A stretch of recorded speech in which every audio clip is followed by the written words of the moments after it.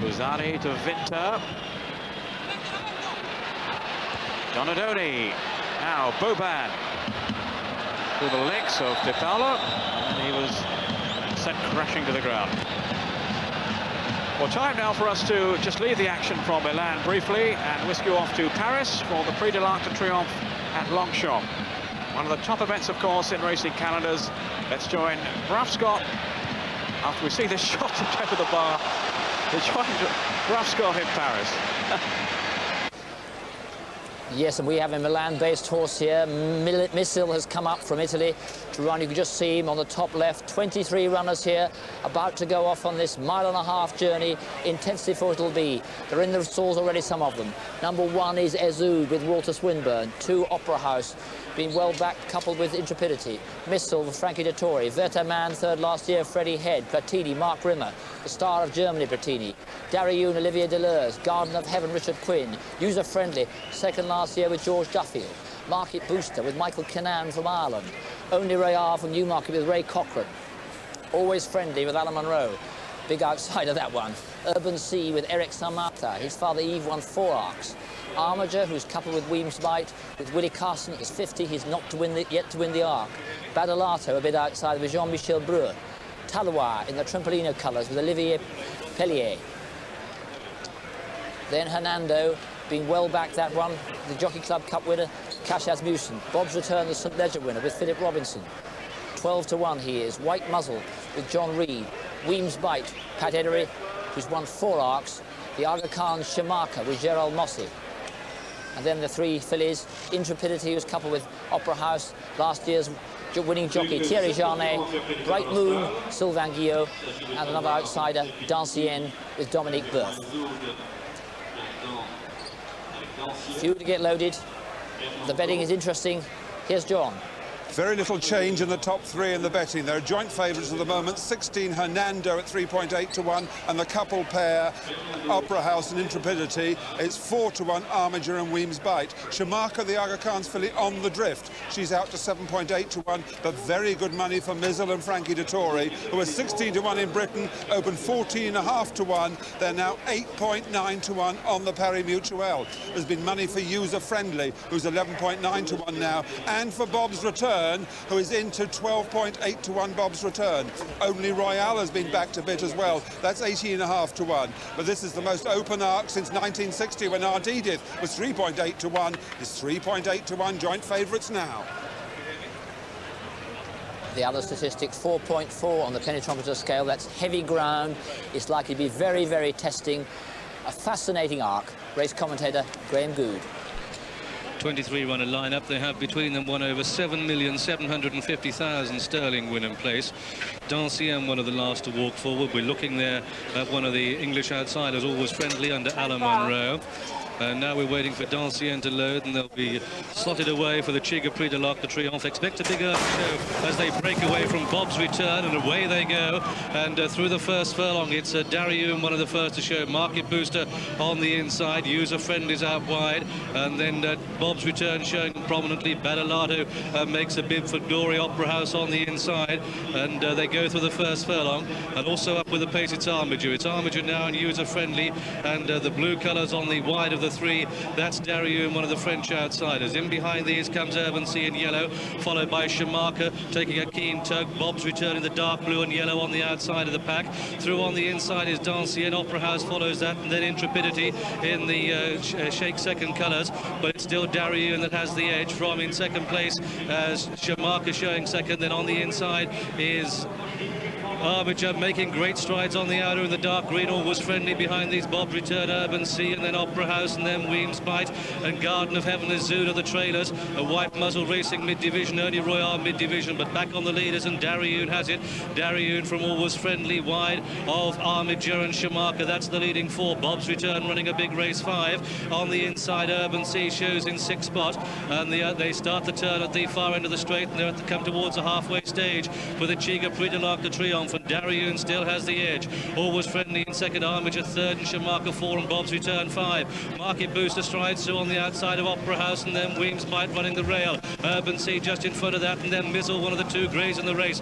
Those striped colours of White Muzzle getting closer now. The Bumblebee Hoops of Talois. Out the back is Dancien, User Friend with a lot to do. They've got two more bends to take, and it's still Darioun blazing a trail from Always Friendly in second. Bob's Return has moved through into third place in the dark colours with the yellow sleeves. Market Booster on the outside of Opera House. Shamaka looks for room. Armiger still bang there. And then comes Weems Bite, followed by Urban Sea, and White Muzzle and Talois starts to stride forward now. On the outside of the pack, Garden of Heaven. This is the final turn. And from here on, it's a dash to the line. And it's still Darioun who has it. But here comes Bob's Return in the dark blue colours, the horse with a noseband. On the outside, Opera House comes to view the front. Moving forward now is Hernando, but that one's hidden away. And on the outside, Talois with a run.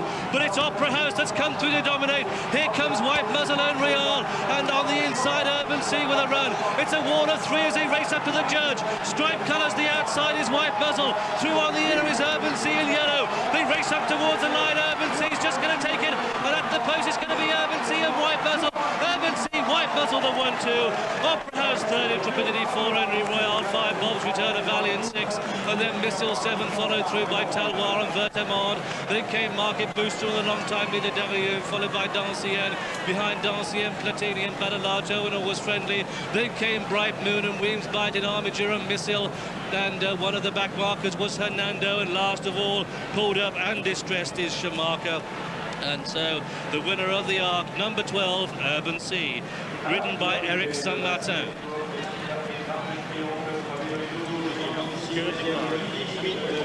The klaxon sounds, that means there's a steward's inquiry into the result of this year's Arc de Triomphe. At the moment it's Urban Sea. Eric Saint-Martin, whose father Yves won this race 4 times. Eric's taken the lead about a furlong from home and held Opera House, who just got first run on him. White Muzzle running a tremendously brave race, comes through on the outside. Further back, Bob's Return, well placed turning in. On the outside only Royal. There was a lot of trouble as they fanned out turning for home. That's going to take some time to sort out. But now the post coming up for Eric Saint-Martin and Urban Sea, this filly who ran so well at Ascot early in the season, trained by Jean Lebord, finishing well on the outside. White Muzzle, a real thrust from him. It's only a narrow victory, but you don't need to win by far. About a neck as they hit the line. Now Urban Sea takes the Arc de Triomphe. Does she keep it? Here's the head on. Right, the horse with the big white blaze, 2 from the right.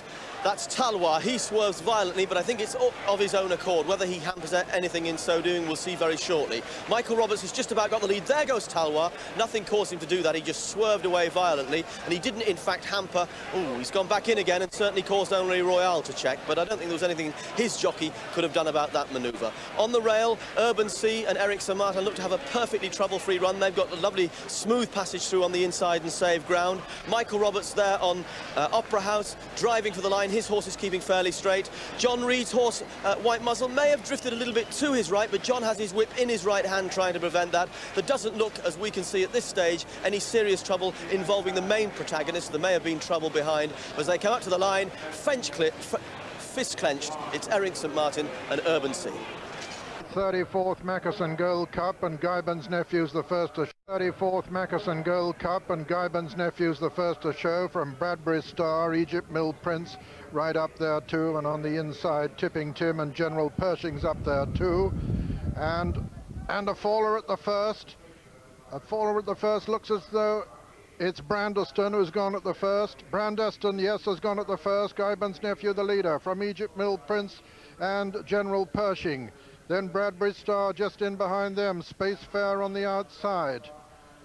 And coming to the third now, being preceded by the loose horse Brandeston, and he certainly looked as though he was going to create some mayhem there, but the leaders got away with it all right, and Egypt Mill Prince is the leader from Guybin's Nephew, and then General Pershing. There's a little gap then to Bradbury Star in 4, and he's heading Space Fair with Storm Alert next, and then General Idea just in behind them.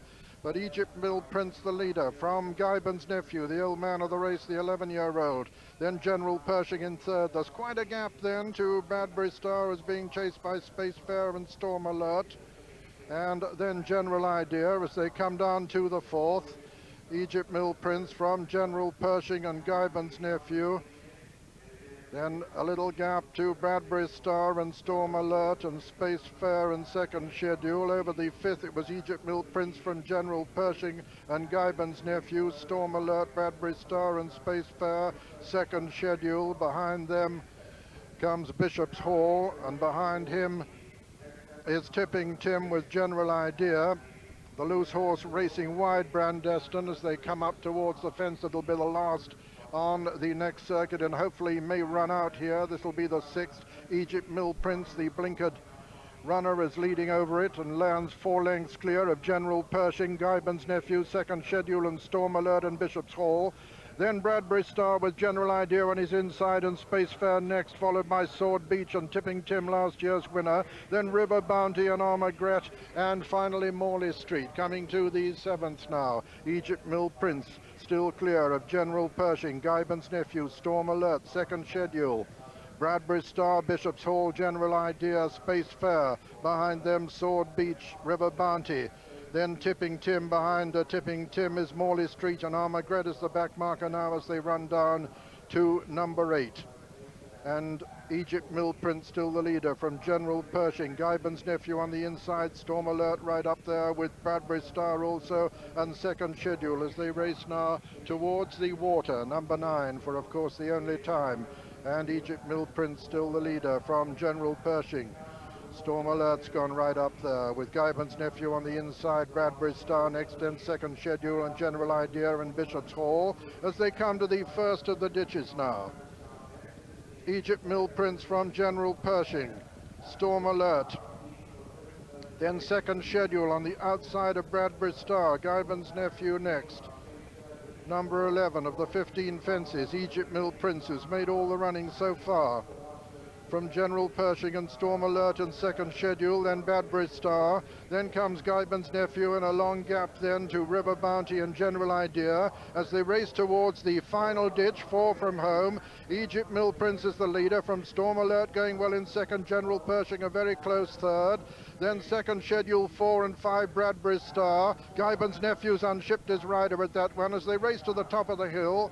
3 left to jump now, and it's Egypt Mill Prince from Storm Alert cruising on the inside at the moment of General Pershing. Second schedule comes next, and then Bradbury Star as they race downhill. And still Egypt Mill Prince, the leader from Storm Alert.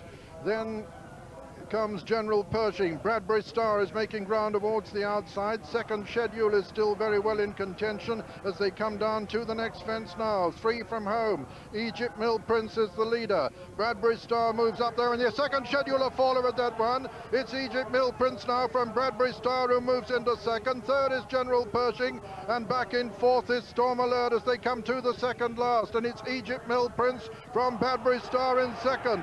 In third, General Pershing, and fourth, Storm Alert. The rest you can count out of it as they turn into the home stretch now in the 34th running of the Mackeson Gold Cup, and it's Egypt Mill Prince under Jamie Osborne from Declan Murphy on the near side on Bradbury Star. Egypt Mill Prince and Bradbury Star have it between them about a fall as they come to the final fence in the Mackeson. Egypt Mill Prince on the far side, Bradbury Star on the near side. Egypt Mill Prince on the far side, Bradbury Star on the near side takes a fractional advantage, got his ears pricked, he's looking about him. Bradbury Star going on now from Egypt Mill Prince, and Bradbury Star and Declan Murphy are going to win the 34th running of the Mackeson Gold Cup. Bradbury Star is the winner. Egypt Mill Prince is second. Third is General Pershing. Fourth is Storm Alert, and 5 River Bounty, and 6 Space Fair, and 7 Armagret, and 8 Sword Beach, and 9 is Morley Street, and 10 a very tired General Idea. And so the result. First, number 3, Bradbury Star, owned by Mr. James Campbell, trained by Josh Gifford, the first man, a trainer winner and rider winner. He rode Charlie Worcester in 1967 and ridden by Declan Murphy. Second was number 12, Egypt Mill Prince, owned by Mr. S.R. Webb, trained by Mrs. Jenny Pittman and ridden by Jamie Osborne. And third is number 10, General Pershing, owned by Mr. J.E. Potter, trained by Gordon Richards and ridden by Neil Doughty, with fourth, number 6, Storm Alert. This is the winner, Bradbury Star. Yes, and as they came down the hill, there are quite a few going well. The one that will exit is in the yellow colours, the orangey colours there, almost hidden, or he was behind the leader. That second schedule still going well at this point. This is typical of a fall down the hill here. Adrian's really asked him into it, and he just slips when he gets to the other side there. Jumps it beautifully, lands a little bit steep, and just there he is, keeps sliding, poor old horse, and puts Adrian out the side door. Just that Adrian's virtually on the ground by the time he steps out. Jamie Osborne ridden another beautiful race in front. They've gone a real good gallop. He's got them well strung out, but Declan Murphy showing what a fine rider he is, producing Bradbury Star at the right time. Storm Alert, the horse I thought would win, was going very well throughout the race, but just as they started to come down the hill, the distance was beginning to tell, so I expect we'll see him back over 2 mile. Yes, there's no doubt. Oh, that was a real ricket there. Far more of a mistake than the one that put Adrian Maguire on the floor at the previous fence. But Declan Murphy has come there cantering now. Yes, patently, you're right, Skew, that Storm Alert didn't stay, but he's still a very high-class 2-miler. General Pershing under pressure. Now, as they come off the last bend, Egypt Mill Prince with just 10 stone 3 on his back. He's done all the donkey work for a long time, been in front a long, long time, but running straight as an arrow up the hill despite the blinkers. They're just to make him concentrate, but they're starting to tire. They've worked hard up to this point. Oz lines him up for a good one, and Deck is content to just track him at this point. Both horses jump it well, but they are visibly tiring, and now they've got this hill to contend with. Look behind, General Pershing back in third, Storm Alert 4, and 5 running a good race, River Bounty, the outside of the lot. Now it's a desperate thing. On a tired horse, it's hard to keep them going. Declan Murphy's very good on these horses. We've seen him a good effect on Deep Sensation when he doesn't really do a lot when he hits the front, and now we're seeing him doing the same on Bradbury Star. An excellent run and a great piece of riding. 13-2 the winner. Penalty for Wales the other day. I'm not sure if that the penalty kick is the right term to use here for Whispering Steel. But yes, big powerful horse with Neil Dowd. You'll have sat in the sauna this morning to shed the last few pounds. He'll only have lost a couple of pounds, so that won't have made an awful lot of difference to his strength. He's very much in the mould of Jadami, who was beaten in this race last year off a similar weight. He had 10-2. It is a big step up today, but off this sort of weight, if he's going to be a good horse for big races, then he's got to be close. Exactly. He's got to run a big race. He's been going around the good tracks. He's been going around Haydock and Ayr to win his races. So these fences, as long as the speed doesn't catch him out, will hold no terror to him. And as we saw, he looks to jump superbly. It's actually riding in Peter Scudamore's racing boots there. That'll make him sit back at the ditches. They'll twitch when they get near a bit ditch. Number 9 there, G. Armitage. No, sorry, number 9, that's Rolling Ball and Richard Dunwoody. Richard, who's already seen to good effect this afternoon. This is a very, very exciting horse. Some people think that he hasn't had enough experience to take on a field of this calibre, but he had been running over French hurdles, and the French hurdles are like the English fences, a little bit smaller, and this horse can really dance in front of a fence. I don't want to tempt him into getting on the floor today, but I think this will be a national horse one day. Some people think I'm stupid, but I really do think this will fly around A3 one day. Carries his head very high at the walk, Skew, and I remember he made a real mistake in the Sun Alliance. Yes, that was just through lack of concentration. Let me know now. Let's have a look at the Irish horse, Carvillahau, a horse who won the Whitbread, had it taken off him very controversially. He deserves a big race. Be interesting to watch Adrian Maguire ride this horse, because I've watched him a lot in his career, and I think he's the type of horse that once you almost want to test him at a fence, go and give it, not pull him about at a fence, and Adrian will do that, and I think he will jump well for it. He jumped exceptionally well round Aintree when I didn't think he would. Anyway, they're lining up now, and I'll hand over to Peter. Yeah, they're walking in, well grouped. Wait. Told to wait. Wait. You're under orders now. You're right. Under orders, and they're away. And Rolling Ball goes straight into the lead from Merry Master and Whispering Steel and Garrison Savannah. As they come to the first of the 21 fences, Rolling Ball lands clear of Merry Master, Whispering Steel, Garrison Savannah, Carvillahau and Black Humour, and Cogent just behind them comes Zita's Lad, and last is Royal Athlete.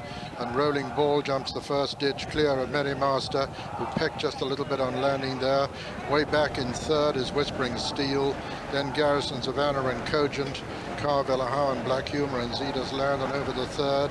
Rolling Ball, he's gone! Rolling Ball has gone at the third, and he's left Merry Master a long way clear. Rolling Ball, a very nasty fall there, but the horse is up all right, so is Richard Dunwoody, and Merry Master leads over the fourth, well clear.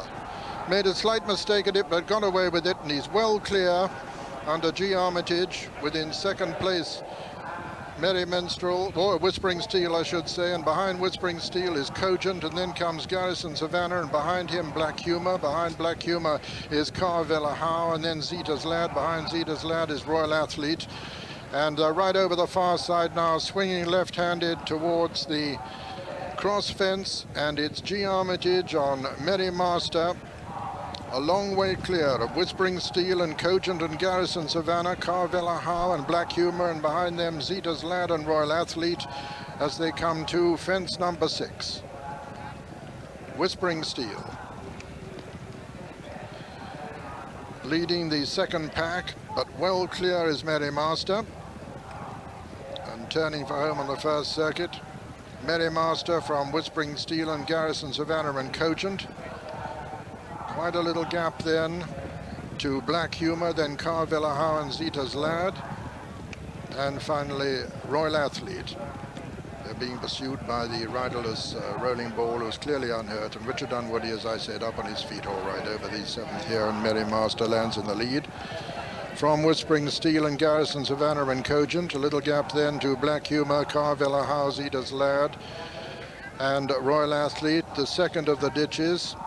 Merry Master landed clear of Whispering Steel, Garrison Savannah and Cogent. Then Black Humor and Carvilla Howe and Zeta's Lad over the 9th. Merry Master from Whispering Steel, Garrison Savannah, Cogent, Black Humor, Carvilla Howe, Zeta's Lad and Royal Athlete.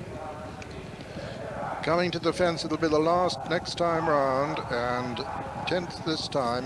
Merry Master lands clear of Whispering Steel, Cogent, Garrison Savannah, Black Humor, Carvilla Howe, Zeta's Lad and Royal Athlete. So coming to the water, number 11, and G. Armitage on Merry Master lands clear of Whispering Steel, Cogent, Garrison Savannah, Black Humor, Zeta's Lad and Carvilla Howe matching strides, and then Royal Athlete. They've got 10 left to jump now in the 1993 and 37th running of the Hennessy Cognac Gold Cup. And as they go out towards the far side, still G. Armitage taking him along on Merry Master at the 12th. Lands clear. Whispering Steel and Cogent next, then Garrison Savannah, then Black Humor, then Carvilla Howe and Zeta's Lad. Another ditch. Merry Master, Whispering Steel and Cogent, Garrison Savannah and Black Humor. And a faller there, Royal Athlete. Royal Athlete has gone at that one. And Merry Master leads at the 14th from Whispering Steel and Cogent. Then Garrison Savannah and Black Humor. Behind them Carvilla Howe and Zeta's Lad. Merry Master at the 15th. From Whispering Steel, Cogent, Black Humor getting a little bit closer. Then Garrison Savannah, Carvilla Howe and Zeta's Lad. 6 from home. Merry Master jumps a little bit to the right, makes a mistake there. Whispering Steel on the inside. Cogent is next, and then Black Humor almost breathing down their necks now. Then Zeta's Lad, Carvilla Howe being chased along, and then Garrison Savannah. They're beginning to swing left-handed now towards the cross fence. 5 from home, and it's Whispering Steel, the leader. From the long-time leader, Merry Master, then Cogent, then Black Humor, then Carvilla Howe making a little bit of ground with Zeta's Lad at the cross fence. Whispering Steel going to land in the lead, lands 2 lengths clear of Merry Master and Cogent. Mistake there by Black Humor, puts him out of it, coming round the home turn now, and as they do so, it's Whispering Steel from Cogent who moves into second. Just in behind them, making good ground now, Merrymaster, but on the outside it's Carvilla Howe coming there strongly under Adrian Maguire. They're coming down now towards the fourth last. Another plain one before the last ditch, and it's Whispering Steel being pressed by Cogent and Daniel Ford. Whispering Steel lands from Cogent, then Carvilla Howe. Black Humor's fought his way back over on the far side. Zeta's Lads in the running too as they come to the final ditch, and it's Whispering Steel who lands in the lead from Carvilla Howe. Cogent has jumped into the front now as they come to the second last. It's Cogent the leader at the second last fence. Cogent lands a length and a half clear of Whispering Steel, who's beginning to fade over on the far side. It's Zeta's Lad. Black Humor's coming there too over on the far side with a tremendous run, but it's Cogent now as they come to the final fence. Cogent lands in the lead from Black Humor on the far side. It's Cogent and Black Humor, and then Carvilla Howe as they race into the closing stages. It's Cogent on the near side, Black Humor on the far side. Carvilla Howe finishing well. Cogent holding Carvilla Howe. Cogent is going to win the 37th running of the Hennessy Cognac Gold Cup.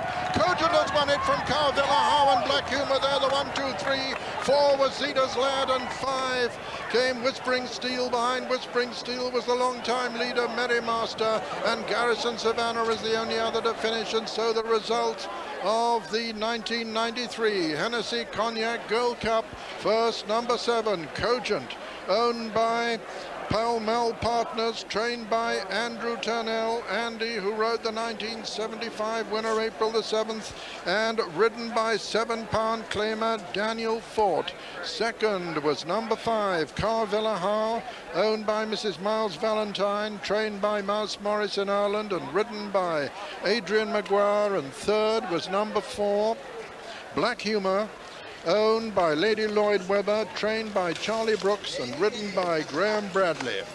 Fourth was number 2, Zeta's Lad, and Cogent immediately gets a 33-to-1 quote from 50-to-1 by Lad Brooks for the Gold Cup, and a 20-to-1 quote from William Hill. Well, just have a look now at Rolling Ball. He's second from the left as we watch it. They were going to right old gallop here, and Rolling Ball with Dunwoody, and you can see just touches the top, one of those knuckly falls. He rolls over, and I think he just catches Richard. No, he rolls away from him there, but so sad early on. The next one to go was Royal Athlete. Yes, they'd gone a right gallop. I think that's really that had got Rolling Ball into trouble.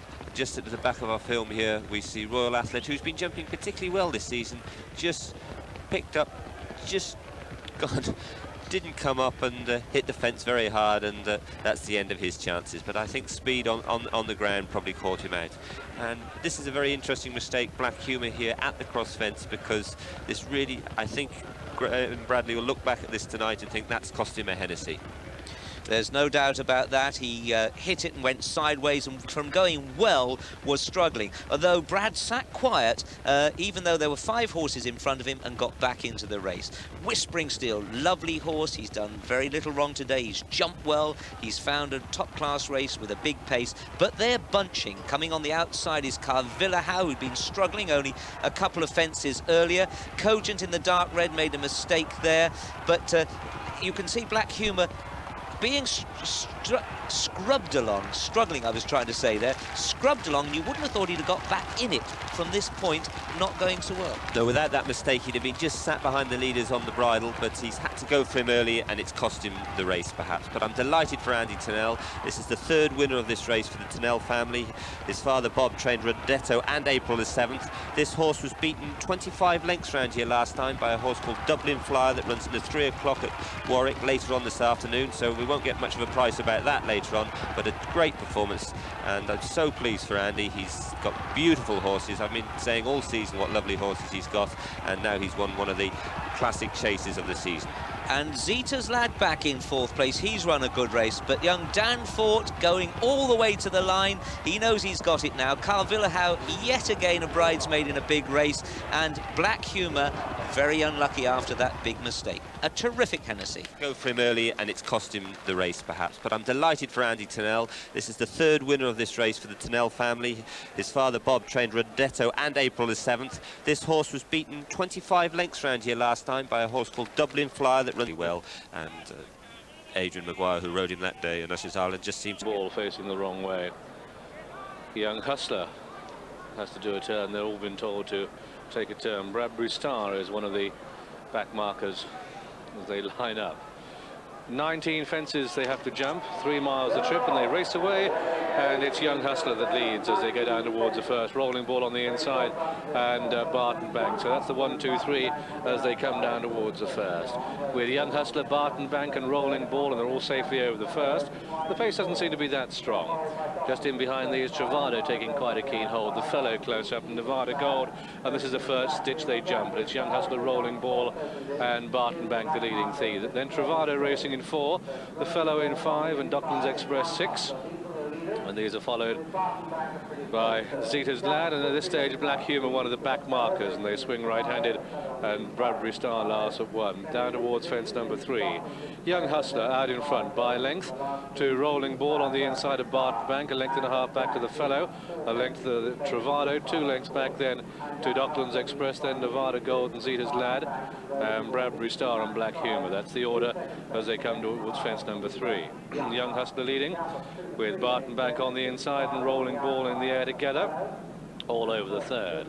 Travado's out wide in 4. In the red jacket, the Fellow racing in 5, just ahead of Nevada Gold, and Docklands Express running the rail.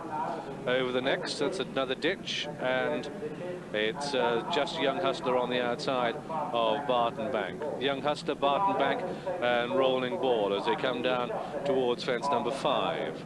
And it was Rolling Ball that led there. Rolling Ball, Barton Bank, and Young Hustler, and they're really starting to stretch now. And it's Rolling Ball giving his head, accelerating in towards fence number 6. Rolling Ball and Barton Bank, an impressive jump by Barton Bank, and Black Humour is the back marker, and it's Barton Bank that's come through to share it with Rolling Ball as they start the turn out of the back straight for the first time.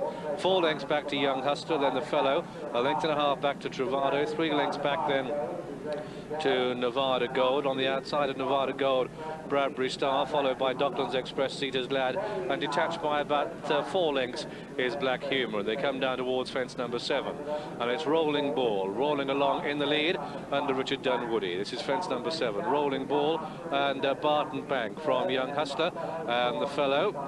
These ahead of Travado. This is fence number 8 they're coming to now, plain fence. Barton Bank just led there. Barton Bank by about a half a length to Rolling Ball. 3 lengths back to the Fellow, and then Young Hustler and Bradbury Star. And then comes Docklands Express and Travado and Nevada Gold and Zeta's Lad and Black Humour. And fence number 9, this will be the last next time round. Barton Bank and Rolling Ball, a little bit awkward. Nevada Gold finding the pace hot, and he made a sketchy jump. The order then, as they pass us, is a Barton Bank leads, but only by a length, steadying the pace. Rolling Ball in second, the Fellow poised in 3rd place. Young Hustler in 4, Travado wide of Bradbury Star, and then on the inside, Docklands Express. Nevada Gold and Zeta's Lad, and the back marker is still Black Humour. Graham Bradley biding his time as tail end Charlie, going to the water for the one and only time. And Barton Bank on the inside, the clear leader by a couple of lengths now. To the Fellow and Young Hustler out wide. Rolling Ball, and then a length behind these, Docklands Express. Bradbury Star, Travado out wide, and they come towards fence number 11. And it's Barton Bank at the head of affairs. Barton Bank leading. Rolling Ball has found the pace a little bit hot and dropping right back through the pack. It's Barton Bank leading. Young Hustler on the outside in 2nd place as they take that ditch. The Fellow has that one covered there, and they're 4 clear of Travado, who's coming through into 4. Bradbury Star is getting closer, 5. Docklands Express is now out of it, 6. Zeta's Lad in 7. Rolling Ball is dropping away. The Fellow is a 7-2 favourite. Young Hustler at 9-2. Barton Bank at that price. Bradbury Star at 5-1, getting closer. So too is Black Humour at 6-1 chance, 8-1 Travado, 14's bar. And so as they turn down towards fence number 13, and really the race starting to hot up. Rolling Ball is the only one who's really out of it. Any of the others could win, and it's Barton Bank that just has the edge. Young Hustler within half a length, and Travado is a faller there. It's Barton, the horse is okay. Barton Bank leading, so too is Jamie Osborne. He's about to get up. Barton Bank on the inside of the Fellow, poised there to take the last ditch in 2nd place. And then in 3rd place, pushed along, is Young Hustler. Nevada Gold is behind these, and Docklands Express and Bradbury Star is still pulling double, and Zeta's Lad isn't out of it. And they go down towards the fifth from home. Barton Bank led there from Young Hustler in second place. The Fellow is in third and still close enough if good enough. This is the fourth last, and it's Barton Bank. He's over safely, God knows how, by a length. The Young Hustler in second place. Then the Fellow in third. Bradbury Star and Declan Murphy poised in fourth and travelling ominously well. They start to turn in. Zeta's Lads getting closer. Docklands Express, Norman Williamson getting serious. Nevada Gold running a big race for a rank outsider, and they start to turn in, and Barton Bank and Adrian Maguire on the 99 winner mark has the edge from on the outside Young Hustler and the Fellow and Docklands Express, and Bradbury Star is still pulling double, and this is the third last, and Barton Bank is over it. Bradbury Star a slight mistake, Young Hustler and the Fellow and the Bradbury Star with the red cap, and Zeta's Lad 5 in line. Would you believe it as they come to take the second last, and what a terrific jump. Zeta's Lad was the only one slightly uncomfortable, and Barton Bank has the edge from the Fellow and Bradbury Star, who's yet to make his challenge. Here comes Bradbury Star on the stand side to come and leap the final fence in the lead, but Barton Bank won't be denied. The Fellow, the Frenchman's cooked, and it's Barton Bank and Bradbury Star doing battle as they race up towards the line. Barton Bank digging deep, holding on. Bradbury Star, one more challenge, not enough. Barton Bank takes it. Barton Bank the winner from Bradbury Star in second place, the Fellow in third. Very close to four between Zeta's Lad and Young Hustler. Then came Nevada Gold, and behind Nevada Gold was Docklands Express. After Docklands Express came Black Humour, who completed, and so the result of this, the King George VI Triple Print Chase. It's a win for number 2, Barton Bank, in the colours of Mrs. Jenny Mould, the 92 winner of this Grade 1 race. Trained by David Nicholson and ridden by Adrian Maguire, his 100th winner of the season. If you're going to ride a 100th winner of the season, why not in front of a packed crowd on this King George VI and Triple Print Chase. Second horse home, and didn't he battle number 4, Bradbury Star, in the colours of James Campbell, ridden by Declan Murphy and trained by Josh Gifford. The third horse home is the brave, oh so brave, the Fellow, ridden by Adam Conrad on the left there in the red colours with a pale cap. But it's Barton Bank and Adrian Maguire driving home this much improved chaser, only a 7-year-old.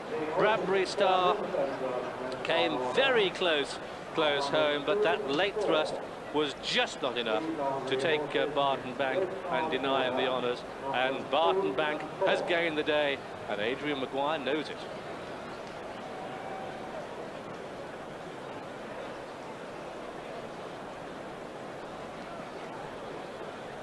Well, what a way to score a century. Join you in plenty of time if the tapes stay in one piece, that is. Outside, Travado's on the stand, so who's going to find anything on the run in now inside the final furlong, and Deep Sensation in the centre now, just probably headed by Viking Flagship. Travado's trying to fight back on the stand side. They're 50 yards left to race, and Viking Flagship driven out by a half length to Travado. Viking Flagship's won the champion chase from Travado, the neck between them. Then came Deep Sensation, who's a gallant third. 10 lengths further back to Wonder Man, a bigger break then to Catabatic and Space Fair, and last of those that completed was Sibling. Win for the 7-year-old Viking Flagship at 4-1. He becomes the youngest champion chase winner since Inkslinger won it as a 6-year-old in 1973.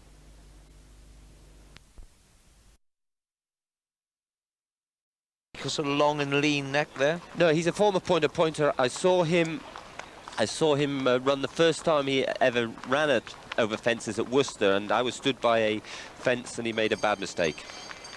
Well, the problem is Mailcom. There's his jockey jumping up and down, Jamie Osborne, to keep warm. It's pretty parky out here.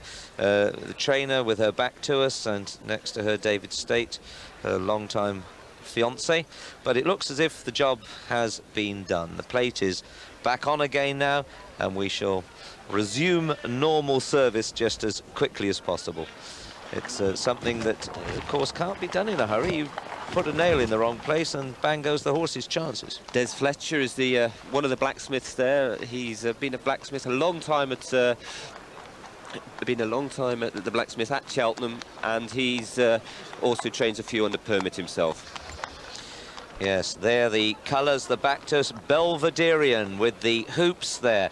Now, we did just briefly see him earlier, but he is, as we've already stated, a horse with a live chance Maguire on board. Remember, he gave a great run for his money. Graham Bradley, who's been riding this horse a lot in Ireland, really rates this horse's chances. I know he's very, very keen on the chances of Seymour Indians as well, but he rates this as one of his main dangers. In fact, given the chance, I think might like to have ridden. Here's Kalula Chief, Mark Dwyer leading them out. And he's got a sequence apart from unseating once. Then after him, we've got Earth Summit, Nigel Twiston-Davis's, a horse that'll struggle to win this, I think, even though he's already got a couple of good prizes. Crystal Spirit next. What a handsome horse in the Paul Mellon colours. We always say this. Ian Balding's horses are stamped.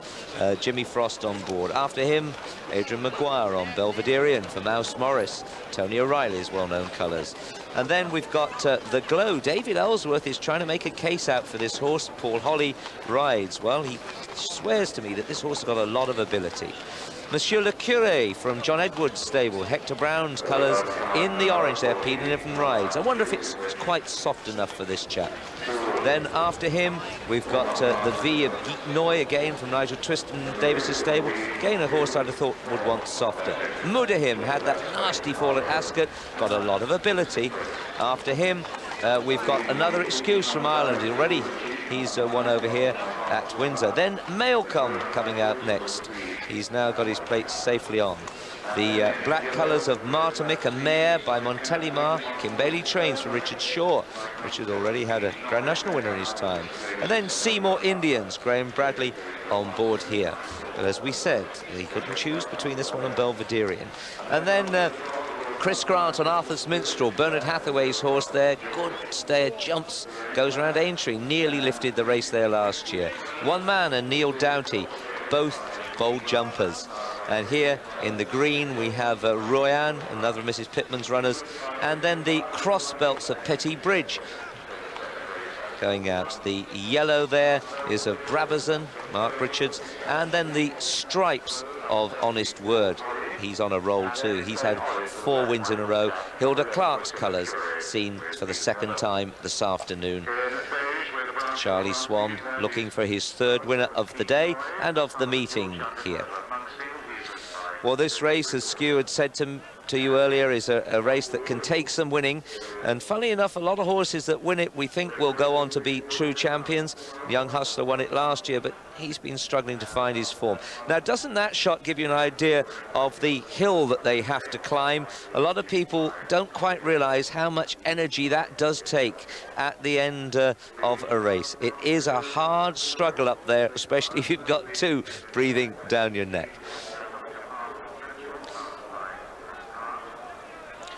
Well, as the clouds gather, the market tells us that One Man has continued to drift, is now 7-2, but I wouldn't be too alarmed about that. Seymour Indians has gone out half a point, having come in a point, is now 5.5 to 1. Belvederian at 6s, having been 5s 3 shows ago. Monsieur Le Curé is steady at 7 to 1, and Honest Word has continued to drift out to 15 to 2. Crystal Spirit has come in 2 points to 10s. Mailcom out 2 to 16. Kalula Chief at 20 is the same price from the mare Martimick, and 25 to 1 of that group. Well, Monsieur Le Curé is a horse that I thought would want it soft askew. How do you see it? I think you're probably right. He looks a lovely horse. Over hurdles, he used to make it. They hold him up a little bit now. Peter Niven, who's replacing the suspended Norman Williamson.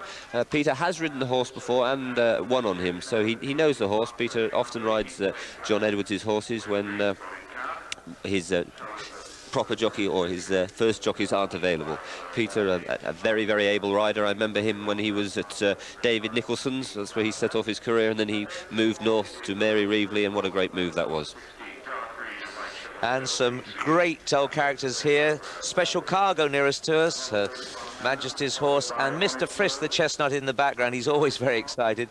I saw Special Cargo up at the Royal Studs in the summer. He's got a beautiful paddock to do his remembering in, I suppose, thinking of chases gone by, but good whitbred horse. Great servant to Queen Elizabeth.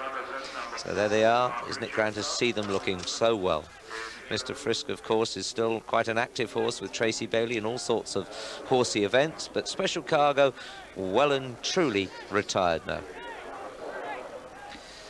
Well, the punters have got a little bit back today after quite a bloodbath yesterday. The bookmakers were smiling last night. Here is old Frisk. Look, isn't he a perky fellow? Always was. Very hot to ride to, and did the job well. Aren't many that win a Grand National, are there?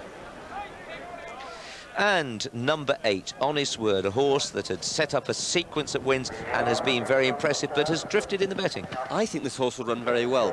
Speaking to Martin earlier, he said, you know, this horse really attacks his fences. They're only small, but Martin's hoping, you know, without being stupid, that he just touches a fence early on, gives it a little bit of a whack, and realises that he's not going to be able to get away with anything. I watched his run around Uttoxeter when he won very, very easily, and he also won very easily at Kempton, and I think that was the most impressive performance I've seen him put up that day. He jumped boldly and well. Funny enough, over hurdles he didn't jump that well, and sure to be one of those making the running, if not the leader of the pack. But now the leader of the pack in the ring is Rocky. And one man out to 7-2 down here in the ring. Good money for Seymour Indians at 5-1 and 11-2. Belvedere easy to back at 6-1. The one they come for are the others. Crystal Spirit 14-1 early on, now 10-1 firm, well backed each way. And number 12 is Mudahim, a horse that will catch up with them in a minute. He's the horse that had a big fall there at Ascot, but he's fine now. But the old stagers going back to the stables now, and there is Mudahim in the background. He's got the breast girth on. Now this horse continued to improve throughout the season, Skew, didn't he, and jumped nicely on the whole. I watched him win at Chepstow and he jumped really well, but that was very, very soft ground that day, and I think that is his favourite ground. A horrible fall at Ascot. We saw him dive through it sideways. Warren Marston in the plate, conditional jockey. Well, he's come out of his leading conditional jockey, but he no longer claims. I think this boy could go to the top. He's a very, very good rider if just given the chances. You watch him, he looks to have styled himself on Richard Dunwoody, who he was under for many years, and he should go to the top. I think you must be his agent, Skew, or you're angling to be so. I'm working on it, yeah. Well, here, who we rate the most handsome chasing type, Crystal Spirit by Chris, Paul Mellon's colours, and this horse was beaten by Baden's Spirit over 2.5 at Sandown last time. He didn't jump so well in his first few races, had a little bit of twinges in his back, but he's got better and better. He's never bold, but he seems to be safe. Yes, I would like to see him attack his fences a little bit more. He also, the other thing he does, he jumps a little bit right-handed. If he is in with a chance, I think you'll see Jimmy over the last few bring him towards the stand side and have that stand rail to run up. Well, I confidently tell you that in the colours in the background there, that is Geek Noi, the brownie colours. Is that correct, Skiff? Well, so we're told. We keep, he's called Giggles at home, but because nobody can pronounce Geek Ganoi or whatever, but Geek Noi is how the owners have told me to pronounce it, and that is what the news and the message I have passed on to you. So we've got a little bit more news coming on the betting market too. That will come on its way. Seymour Indians nearest to us. 17 is the glow. And meanwhile, let's just catch up with the action. One man is 7-2. He's still solid there. Seymour Indians 6-1. It's 7-1. Bar the leading two, but the favourite is plenty short enough in a race of this calibre. But he's done absolutely nothing wrong. Now here is another excuse trotting round, number 1 from Eugenie Sullivan's yard down in County Cork, and they of course lifted the Fox Hunter 2 seasons ago. Well, this fellow has had a tremendous season, put up a really good succession of wins, including at Windsor. They came over and lifted a nice little race on the way here, but this is a big question for him. Yes, moving up in quality, but when you keep winning races, you deserve to go for a championship race, so why not have a crack? And the O'Sullivans got a big stable down in Cork, mainly of point-to-pointers. They're not frightened, though, to go for big prizes. Number 2, Bernard Hathaway's Arthur's Minstrel. Nice horse, this. He's by Black Minstrel, been knocking on the door. But time to go for this 3-miler, 1 furlong, with Peter O'Sullivan. 19 fences to be jumped this time. 3 miles and a furlong. 3 of the last 4 winners of this run in the Gold Cup tomorrow. Young Hustler, Mini Homer and Garrison Savannah.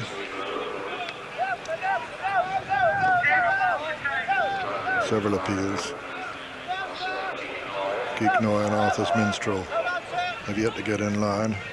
Not easy to get in line here with 18 runners.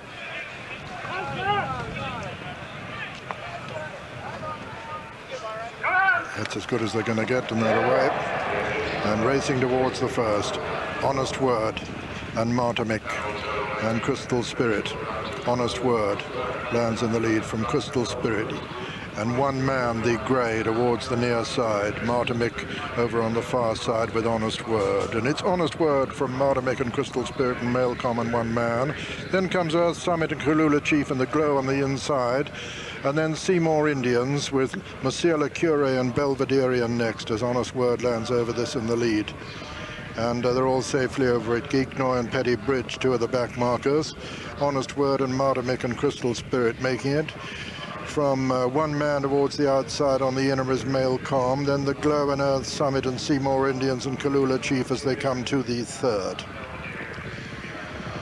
Martimic landed over that in the lead from Honest Word. Honest Word going up to join him again with Crystal Spirit. This is the water. They're motoring too. Martimic and Honest Word and Crystal Spirit, these three ahead of Male Com. One man, and then the Glow, the first of four ditches. Martimic on the inside, on the outside Honest Word, Crystal Spirit next, and then Male Com. Slight mistake there by Seymour Indians. Number 6, Honest Word and Martimic from Crystal Spirit. One man towards the outside. Male Com on the inside, and then comes the Glow. Behind the Glow is Arthur's Minstrel, Monsieur Le Cure. Coming to the next ditch, Martimic from Honest Word and Crystal Spirit and Male Com, and Young Man.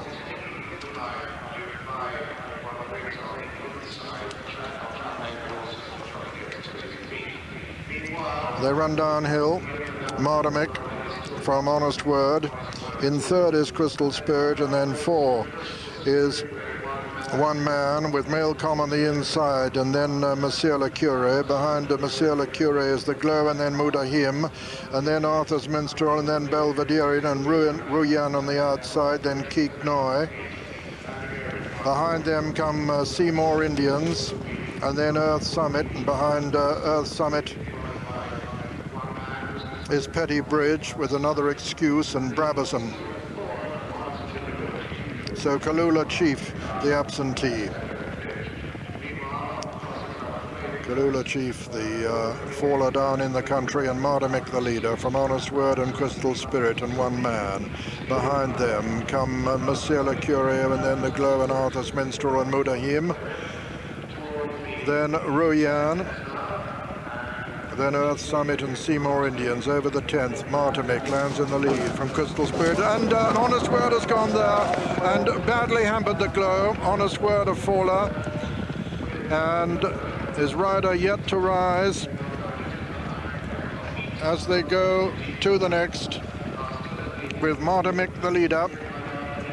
Crystal Spirit, one man on the outside over the 11th, Monsieur Le Cure 4, 5 is Arthur's Minstrel, 6 Mudahim, and 7 Ruyan on the outside, and 8 Belvederian still travelling well. Just in behind them come the Glow and Male Com and Geeknoy and Seymour Indians, and a gap then to Another Excuse, Earth Summit, Petty Bridge, and Brabazon over the 12th. Oh, and a bad mistake there by Martimic. Martimic, a very bad blunder there, and Crystal Spirit goes on from Monsieur Le Cure and one man as they come to jump the water for the second and last time, and one man and Monsieur Le Cure land just ahead of Crystal Spirit. There's quite a gap then to Martimic, and a further gap to Ruyan, with behind them Arthur's Minstrel and Geeknoy over the third ditch, and a mistake by one man there. A bad mistake by the grey. Monsieur Le Cure has the advantage now from one man and Crystal Spirit as they come down to the next. 5 from home that was. and Monsieur Le Cure with the advantage from one man in second. Crystal Spirit is third, Martimic 4, Belvederian still making ground 5, Ruyan next, and then Keeknoy, and then Seymour Indians who's making ground. The last ditch, 4 out. And Monsieur Le Cure from one man. Crystal Spirit next, then Martimic, then Belvederian still making progress, and then comes Seymour Indians, and then Ruyan, and behind Ruyan is Keeknoy, and then Mudahim, and behind Mudahim is Arthur's Minstrel, a long gap then to Earth Summit, and behind Earth Summit is the Glow, who's just about to be pulled up by the look of it and running downhill, and it's still on the near side. Monsieur Le Cure, the Grey, one man on the far side, and between horses, Crystal Spirit and Martimic next, and then comes Belvederian. Monsieur Le Cure is going to jump the third last in the lead. Monsieur Le Cure it is from Crystal Spirit, and one man, then comes Martimic back in fourth. Belvederian is 5, 6 is Seymour Indians over the second last now, and Monsieur Le Cure with a 2-length advantage over Crystal Spirit. One man is third, and 4 is Martimic as they turn for home now in the Sun Alliance chase, and it's Monsieur Le Cure who's clear of Crystal Spirit. Then comes Martimic, who's moved into third. It's Monsieur Le Cure being pressed all the time now by Crystal Spirit, who's renewing his challenge. Monsieur Le Cure on the far side, on the near side, Crystal Spirit. And Crystal Spirit's nearly gone. That's decided it. Monsieur Le Cure will win it now as they race up towards the line. Monsieur Le Cure is going to win it from Martimic, who's running on to be second as they race to the line. Monsieur Le Cure has won the Sun Alliance chase. Second is Martimic. Third is Crystal Spring, and fourth is Belvederian. Fifth came Seymour Indians, and then Arthur's Minstrel, and then Earth Summit, and then Mudahim, and then a very tired one man. Behind one man is Keeknoy, and then Ruyan and Pettybridge. And so the result of the 1994 Sun Alliance chase is first, number 11, Monsieur Le Cure, owned by Mr. Hector H. Brown, trained by John Edwards and ridden by Peter Niven. Second was number 18, Martimic, owned by Mr. Richard Shaw, trained by Kim Bailey and ridden by Dean Gallagher. And third was number 5, Crystal Spirit, owned by Mr. Paul Mellon, trained by Ian Balding and ridden by Jimmy Frost, with fourth, number 3, Belvederian. This is the winner, and he got John Edwards, his trainer, off the 13 mark for the season in this coveted Sun Alliance chase. Here in the ring at Cheltenham, and it flies in both directions.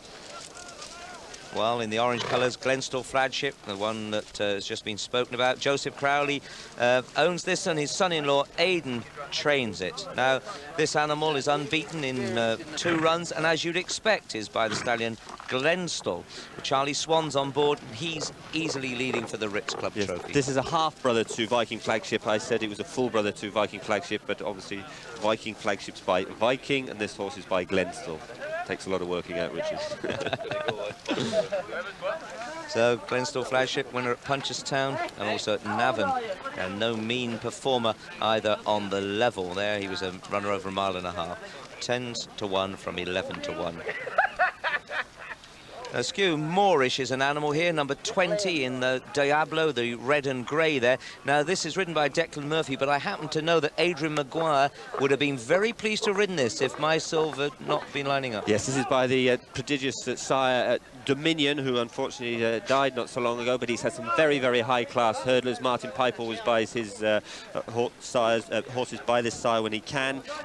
He pulls, a lot of them pull hard, and I think you'll see Declan Murphy settling this horse in. He was beaten first time he ever ran at Leicester by another runner in this track, Noir. Right, let's take a final check on the top 6. My Silv is 2s and firm. Shirley's Delight drifted out to 10s. The same price Glenstall, who Flagships come in 2 points. Pridwell is 11s. The same price Devil's Den, 12 to 1 Moorish. And you can have 14 to 1 and up to 200s the rest. Well, it looks as if this very exciting race will be off very shortly. Peter, all yours. Yes, the 28 runners spreading across the course for this 30th running of the Triumph Hurdle under Daily Express sponsorship. Blue Grotto just a little bit out of the back at the moment. So is Carrar.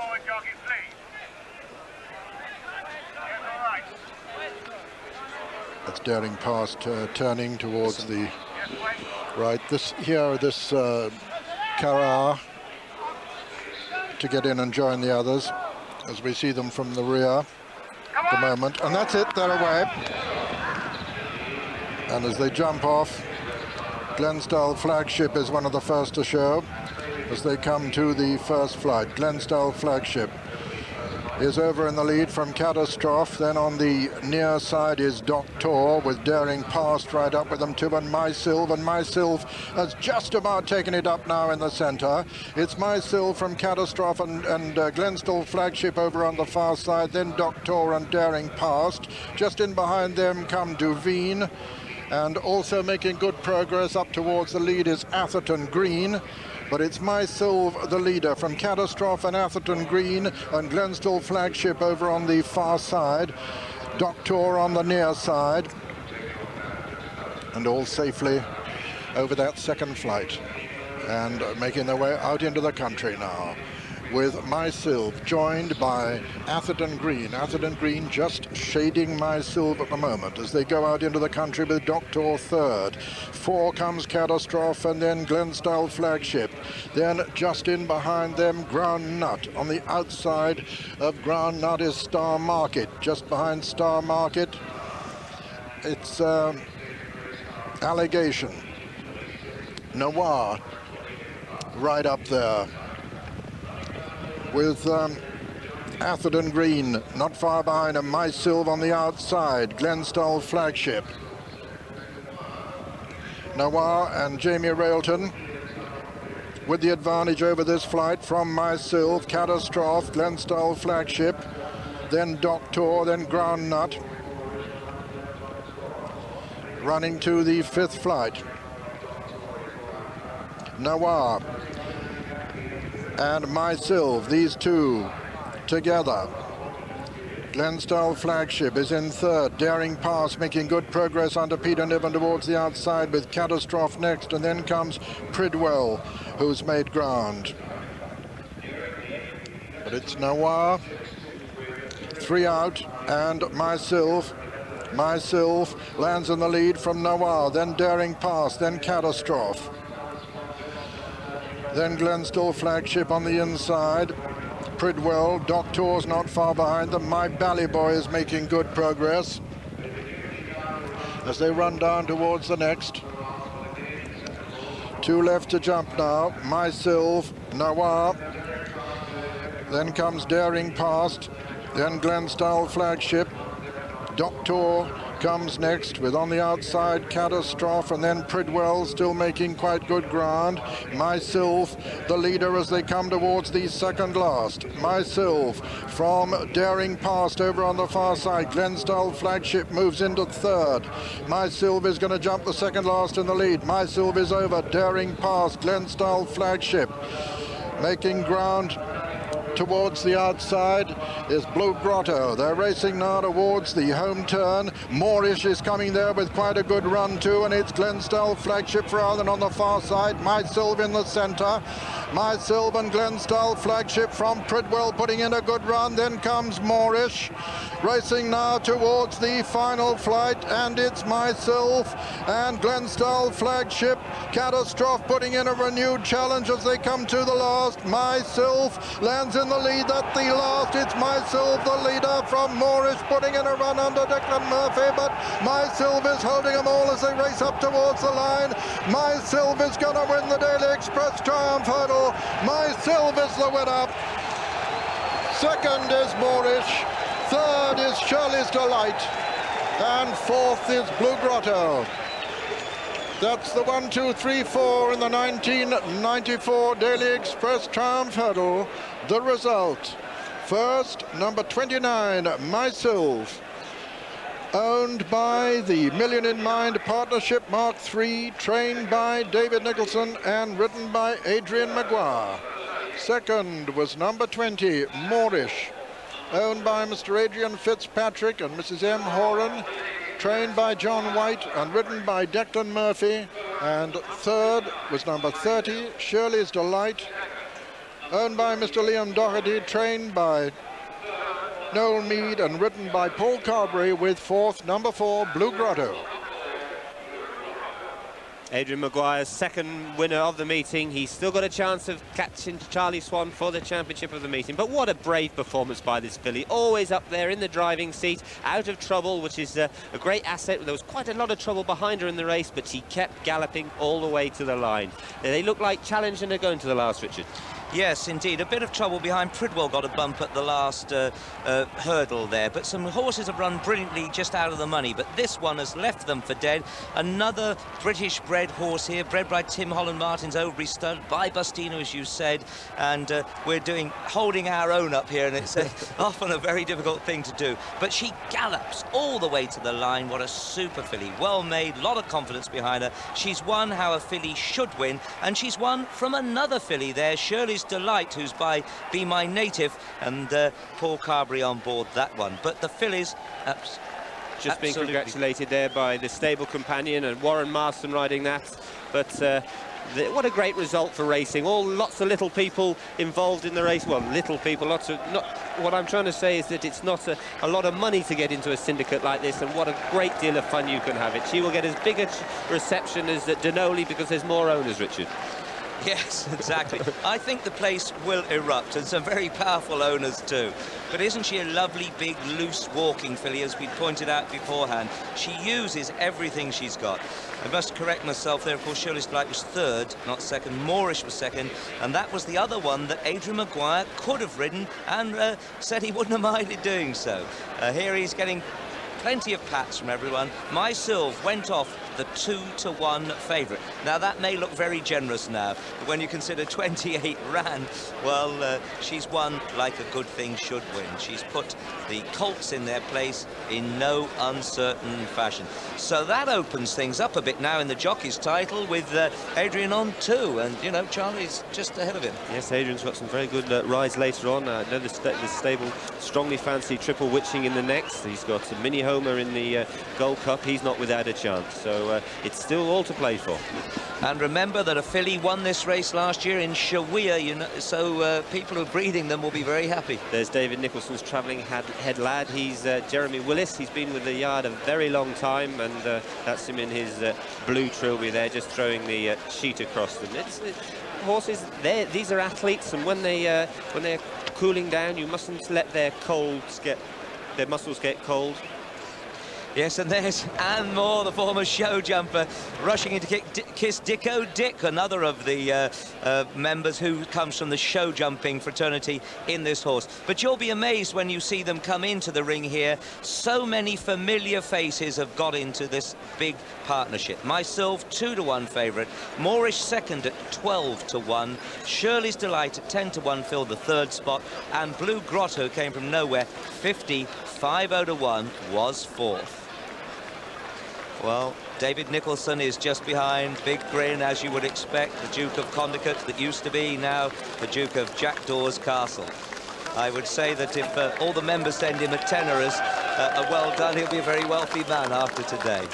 But the Duke, who on occasions can be pontificate and very abrasive, is a very sentimental man when it comes to horses, and also his fellow trainers, and I should think he'll be one of the first to go off to the placed horses connections to congratulate them.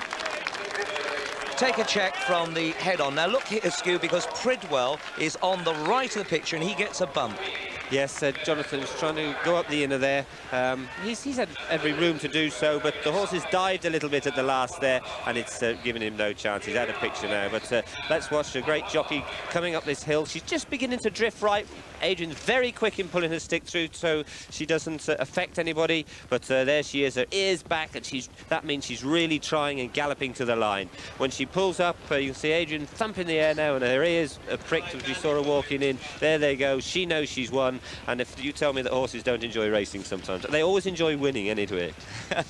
I think they enjoy racing. They're bred to gallop, and you put two besides each other and they actually spur each other on. No, racehorses are bred to gallop. They enjoy doing it. David Nicholson will be very hot under that sheepskin coat, but he won't mind whatever warm odours come up from underneath it. It's his lucky coat, and it's proved so yet again today.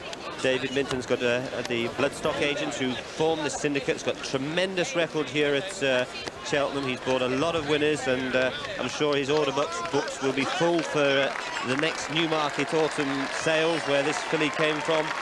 He's bought horses such as Crebensis, who went on and won the Champion Hurdle. He's bought other Triumph winners. He's bought Saxon Farm, First Bout and Alonic Success, and now she's become the first horse to, I think, since Ativo to be favourite to win this race. I think that's right. I'm sure Peter O'Sullivan will correct us if we're wrong. Yes, that's certainly right, Peter. And what a reception. She's got 160 owners. This great little mare who's now won all her 6 races over hurdles. David Mackeson said from the outset of the season that he reckoned her superior to Broadsword, who was a runner-up in the Triumph some years ago. And he was a pretty good horse himself. Adrian Maguire really in the fighting line now for the Ritz Club Charity Trophy, because although Charlie Swan leads him by 1, the places in the event of a dead heat are significant, and Charlie Swan has ridden 3 winners and 1 fourth. Adrian has now ridden 2 winners, a second, a third and a fourth. So if he, at the moment, if he had another winner, he'd actually be in front of Charlie Swan. These 2 Irishmen going to battle it out, and David Mackeson, the Duke, goes to scale with his brilliant young rider, who's now won 6 races in all at the National Hunt meeting. Went to the meeting having won a Cathcart, a Grand Annual, and a Gold Cup and a Kim Muir.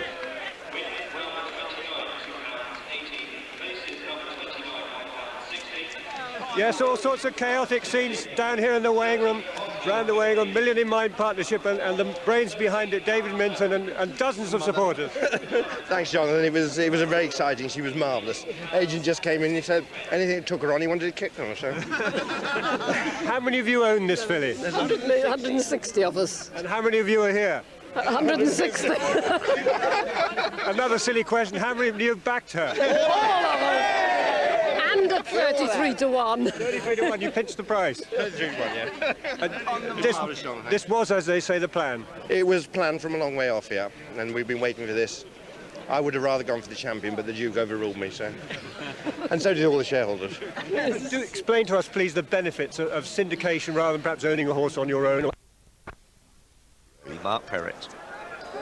13 is the fellow, Ride Again, a non-runner, of course, the fellow from France, Francois Dumas, the trainer. He's been so close on 2 occasions. Can he do it today? 14 is Topsham Bay, big horse, the ground coming for him all the time, unseated and pulled up his last 2. I'd just be slightly surprised if he's good enough. 100 to 1 from 66s. Young Hustler, small, game, a winner at the festival last season, hasn't fired yet, but Twiston Davises have done well at this meeting. 20s from 25s. Ebony Jane is the mare. She won the Irish National. She's by Roselia. Francis Flood trains, and Charlie Swan, 66 to 1 shot the mare here, and also another one entered for the Martel National. Not a big mare. She goes well and will go in softer ground than this, but has won on decent ground. So that is the complete field. Remember, 15 face the starter because Ride Again is a non-runner. There, a view from the grandstand, and a lot of people down below who will only see the head of the person in front of them, but they're here. Now, Jadami is 11 to 8. 5 to 1 Bradbury Star, more support there. The fellow on the drift still to 7s. 10s, Flashing Steel, Mini Homer and Run for Free.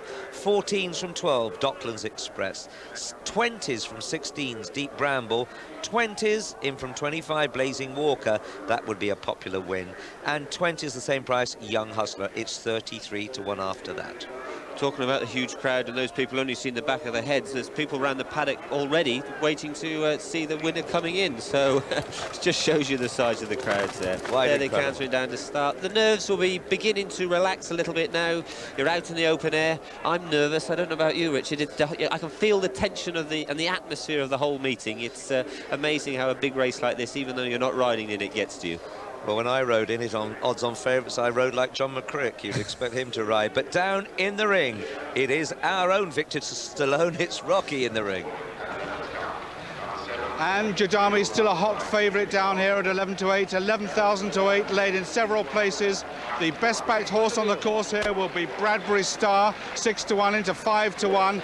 Flashing Steel's the strongest of the outsiders, the Irish horse, 14 to 1 into 10 to 1, 14 to 1. Laid to £1,000 several times to the Irishman, but Jadami is 6 to 4 in places, but still a hot favourite for our Gold Cup. There, Desert Orchid countering down, still pulling Colin Brown's arms out. It's like you and Richard. He's getting a bit old, but he still thinks he can do it. Isn't it great to be reunited with these old horses that you've ridden to victories? And Colin, of course, started him off. The horse looks incredibly well, but I have seen him in a few parades where he hasn't actually wanted to go down to the start. Very much on his toes. Look, he's almost doing an extended trot there. And Colin Brown, well, keeps a pub. He's got a very good restaurant called the Ibex, and he's supported by a lot of racing folk, all reliving old memories. So he's done his bit. Colin's safe and sound. Which of this lot is going to join him on that roll of honour? Well, there on the left of the picture, coming towards us, is Flashing Steel from Ireland. Would he have beaten Jadami, Scoon? He looked very tired to me. The reason he fell, you could see him going to that second last. His stride was beginning to shorten, and that's very often a sign that they're tired. And also when Jadami jumped that second last, his stride lengthened. You could see Mark Dwyer was worried about being left in front too long, and away he strided to the last.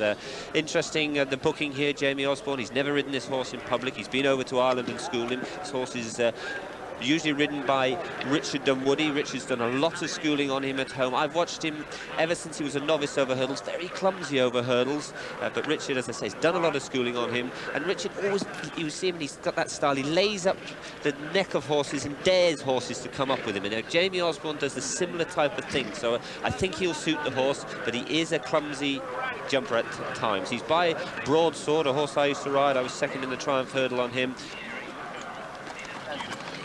Right, well, let's have a look at Run for Free now. This horse, of course, he pulled up lame last time he ran.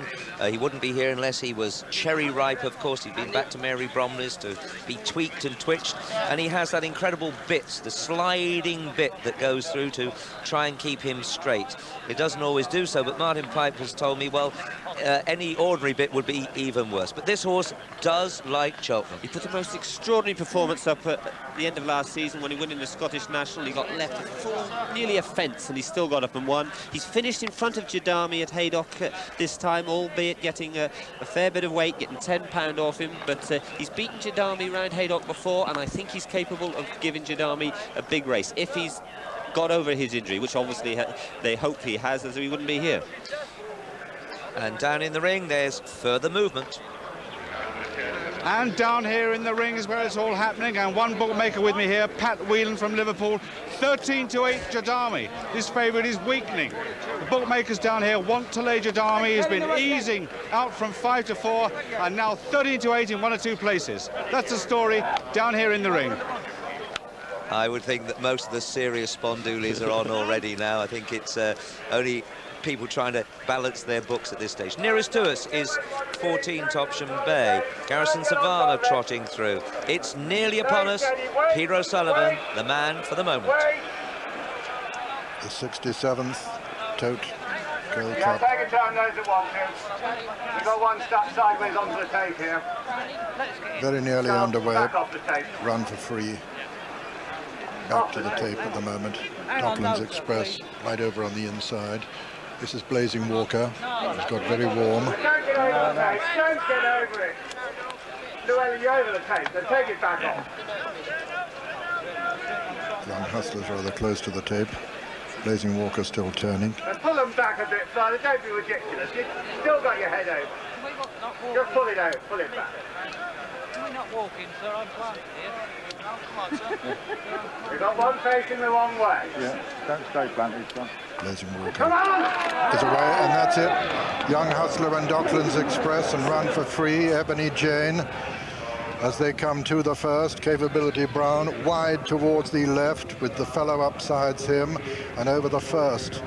And all safely over it. Blazing Walker actually jumped it last. Garrison Savannah's gone up to join the lead with Topsham Bay and Capability Brown on the near side. Run for Free on the far side and Young Hustler right up with them and all safely over the second. And Young Hustler taking him along now from Run for Free and Topsham Bay and Docklands Express, and then comes Benny Homer and Garrison Savannah and Capability Brown. Then Ebony Jane and Flashing Steel and Jadami and the fellow, and behind the fellow is Deep Bramble. And then comes Chatham. Behind Chatham is Bradbury Star and Blazing Walker, just the back marker as they run down to another plain fence before the water. The third. Run for Free on the inside. Young Hustler, Topsham Bay towards the outside. Running down now to the water. Number 4. 14 on the next circuit it'll be. Run for Free.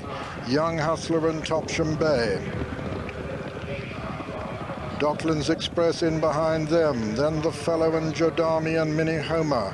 First of the ditches here. Run for Free lands in the lead from Young Hustler.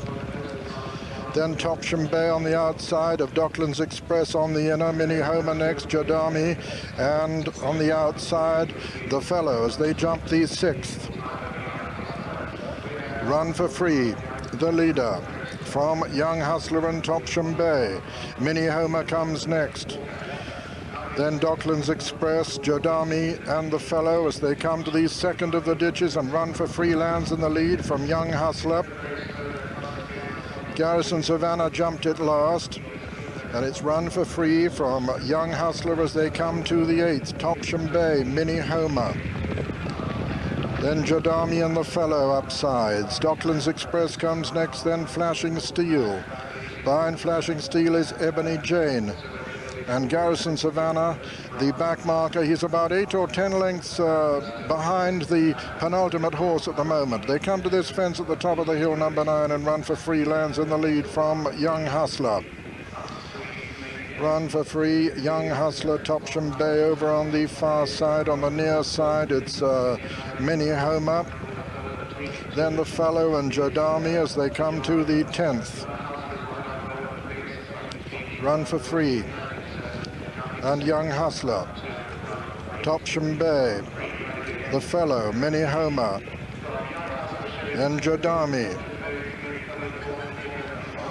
Deep Bramble comes next, then Docklands Express running smoothly on the inside. Still Run for Free from Young Hustler, Topsham Bay and Minnie Homer, Docklands Express, and the fellow as they come to the 11th. Run for Free, Young Hustler, Topsham Bay, Minnie Homer, Docklands Express, the fellow and Ebony Jane and Flashing Steel and Jodami and Deep Bramble. Over the 12th, Run for Free from Young Hustler. Minnie Homer next, Topsham Bay, then the fellow, then Docklands Express and Jodami travelling well with Ebony Jane just behind him, then Flashing Steel and Deep Bramble, and then comes Bradbury Star getting a little bit closer, and then Chatham and Blazing Walker. Run for Free as they come to the next. All still standing in the Gold Cup with 10 left to jump, and Run for Free leading Young Hustler, Minnie Homer. Then Topsham Bay, the fellow, Docklands Express and Jodami towards the outside at the 13th. Run for Free, Young Hustler. Mistake by Ebony Jane there. Reminders for Minnie Homer as they come down to the water. Number 14, Run for Free, the leader from Young Hustler. Topsham Bay, the fellow. Docklands Express on the inside, then Minnie Homer, Jodami towards the outer. Then Deep Bramble, the third of the ditches. Run for Free from the fellow on the outside of Young Hustler. Then Topsham Bay, then Docklands Express, then Minnie Homer, and then Jodami over the 16th. And over that one, it was Run for Free, got past there. He ducked in to the rail there, and he was passed and overtaken by Young Hustler, but he's gone back into second with a close third. The fellow as they come to the final ditch. Young Hustler from Run for Free and the fellow. Jadami, the favourite, has moved into fourth. 5 then is Topsham Bay. 6 is Docklands Express. 7 Mini Homer. 8 Deep Bramble. Then comes Flashing Steel. 5 from home. And there it was Young Hustler. Young Hustler from the fellow, then Run for Free. Jodami going up now to join the lead as Young Hustler leads the fellow down the hill towards the next fence. 4 from home. Young Hustler. Young Hustler from the fellow at the 4th from home. The fellow on the outside, Young Hustler on the near side. Jodami still going well in third as they come down now towards the third last, and Flashing Steel still well in contention. Young Hustler, the fellow, and Jodami as they come to it. Young Hustler and the fellow together, then Jodami, and here comes Bradbury Star with a powerful run too. They've got 2 fences left to jump in the 1994 Tote Cheltenham Gold Cup, and it's still a wide open race. Young Hustler is the leader from the fellow and Jodami and Bradbury Star as they race round into the second last fence. Young Hustler on the far side, the fellow for France, Jodami in third as they come to the second last. Young Hustler and the fellow from Jodami. It's the fellow in the centre, Young Hustler on the far side. Here comes Jodami to deliver his challenge, coming to the final fence now. The fellow with a fractional advantage as they come to it. The fellow lands fractionally in the lead from Jodami and Young Hustler. Racing into the closing stages, it's the fellow from Jodami, the fellow for France on the far side, Jodami on the near side. The fellow who's been beaten a short head twice is going to hang on and win it. The fellow's won it. Jodami is second, Young Hustler's third, Flashing Steel is 4, and that's the 1, 2, 3, 4 in the 1994 Cheltenham Gold Cup. Yeah, the fellow has won it finally, and a victory salute from Adam Conrad, who's ridden a magnificently cool race. He is congratulated by Mark Dwyer, the fellow beaten a short head twice, 4th last year, his 4th attempt, and so the result. First, number 13, the fellow, owned by the Marchesa de Moratalla, trained by François Dumaine and ridden by Adam Conrad. Second was number 9, Jodami, owned by Mr. J.N. Yeadon, trained by Peter Beaumont and ridden by Mark Dwyer. Third was number 15, Young Hustler, owned by Mr. Gavin Mackeson, trained by Nigel Twiston Davis and ridden by Carl Llewellyn. Fourth was number 7, Flashing Steel. And this is the winner, the fellow, so often the bridesmaid, but this afternoon at 7-1, the hero of this blue ribbon of steeplechasing.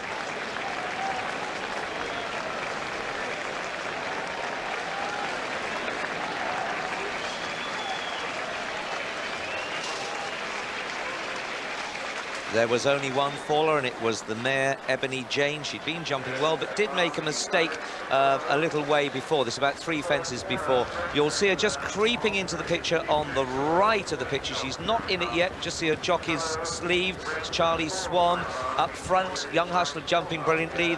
Look at the rails. Now she's jumping, and I'm afraid a proper unseated rider, but one where you are ejected. You've got no chance when they drop their hind legs in the back of the hurdle, the back of the ditch. There's only one way you can go, and there is Adam Conrad. Oh, I'm so pleased for him. He's had a lot of criticism, unjustified, from ignorant people, and look what he's done. Yes, well, Francois Dumaine, we had him a moment ago.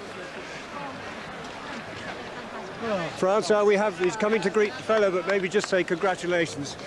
He's a great horse. He deserved it more than anybody else, and you know, I mean, thank you. To have been here 4 years in a row was already something, but to win it today, it gives me a big reward. I'm very happy. Thank you. You're always eager to come back.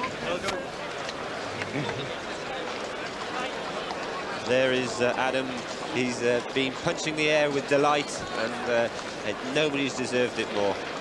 Very, very good jockey and a marvellous horse. The blinkers have been removed now. Very often they take the blinkers off for a horse when he's come back in. There he is, waving to all the crowd. Must be a great feeling for him, Richard. Yes, indeed. He went off at 7-1. Jadami was second, the 6-4 favourite. Young Hustler running a marvellous race in defeat at 20-1. What a brave little horse he is. Well, the story of the race was slightly altered by the mistake of Jadami at the last, but in the end, it didn't cost him the race because although the fellow was left in front and given an advantage there, he not only maintained it, he held on to it very well indeed. But Jadami has run a super race. I know second is a long way away from the winner's spot, but nevertheless, who could deny this winner, having been beaten a short head on 2 previous occasions? Adam Condrat, who's actually Polish-born, but very much part of the French scene. Francois Dumas, always been a great supporter of his, and I'm pleased that he's come good here.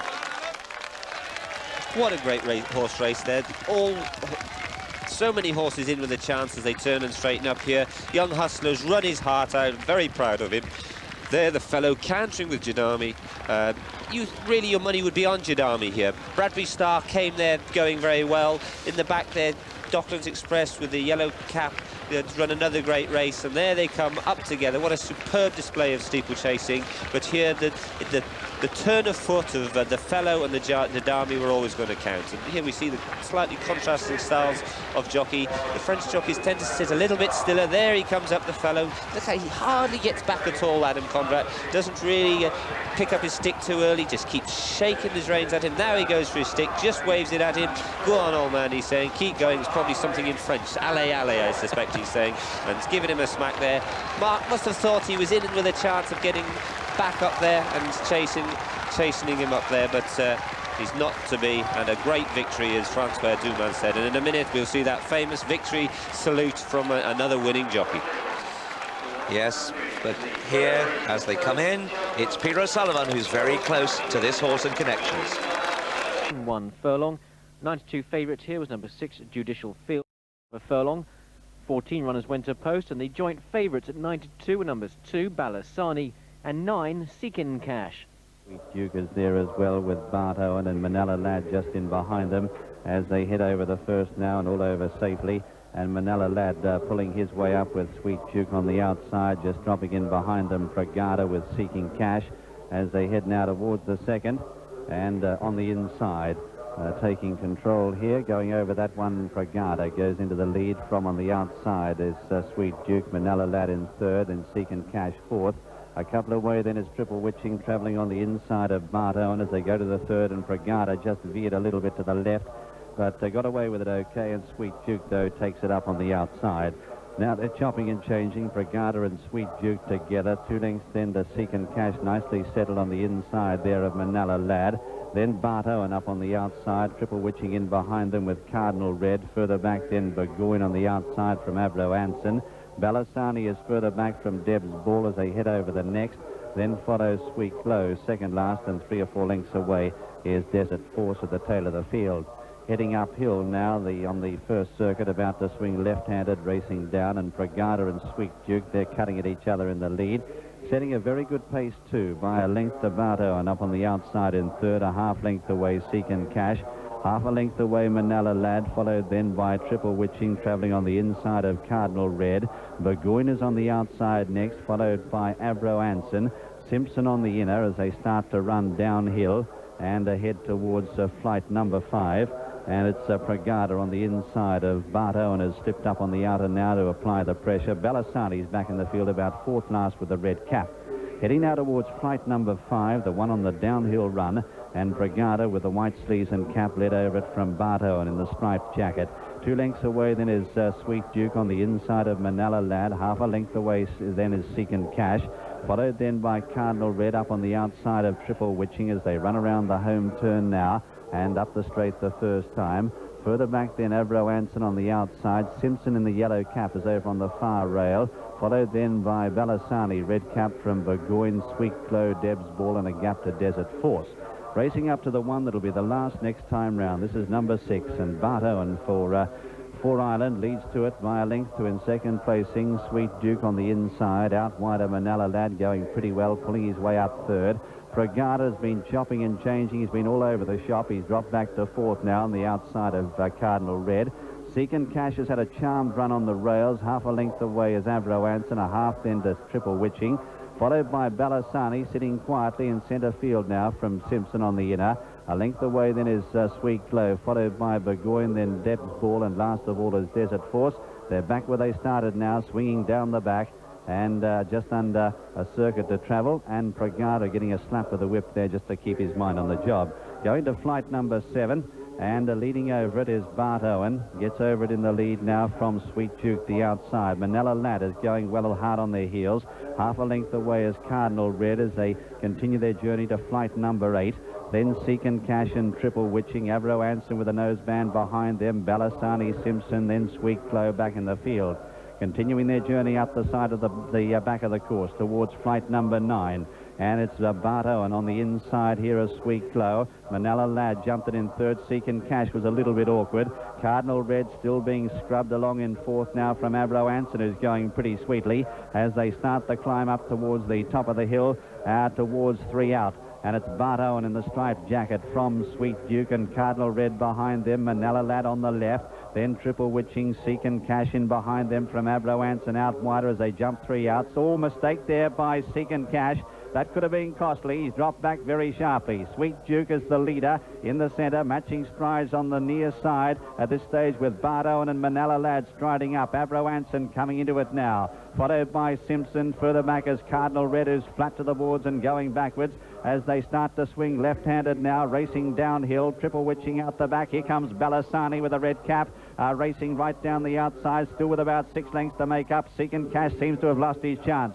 Running downhill, freewheeling now towards the second last. Sweet Duke as they sprint for home, joined by Manila Lad. In behind them, Bart Owen, who couldn't go with them when they sprinted.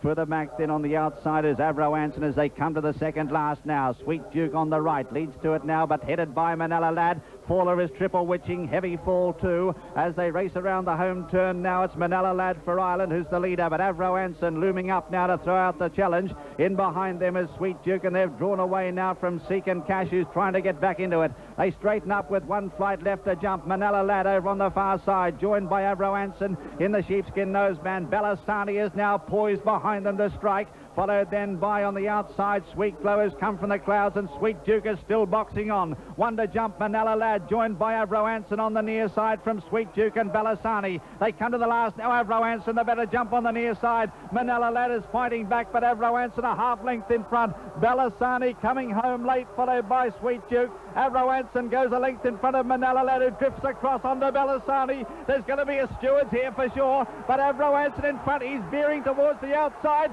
Balasani mowing him down with every stride. They hit the line. Avro Anson lasted from Balasani, but it won't be the last we hear of it. In third placing, Manila Lad, followed by Simpson, Cardinal Red, then Sweet Close with Sweet Duke. Deb's Ball is next, followed next in the field by Bart Owen, then Burgoyne, and one of the last is Seek and Cash. Last to finish is Desert Force. Well, not surprisingly, there was a Stewart inquiry into the race afterwards, with the result that the first 2 placings were reversed, with victory going. Feel like that at present. The sun shining from a blue sky.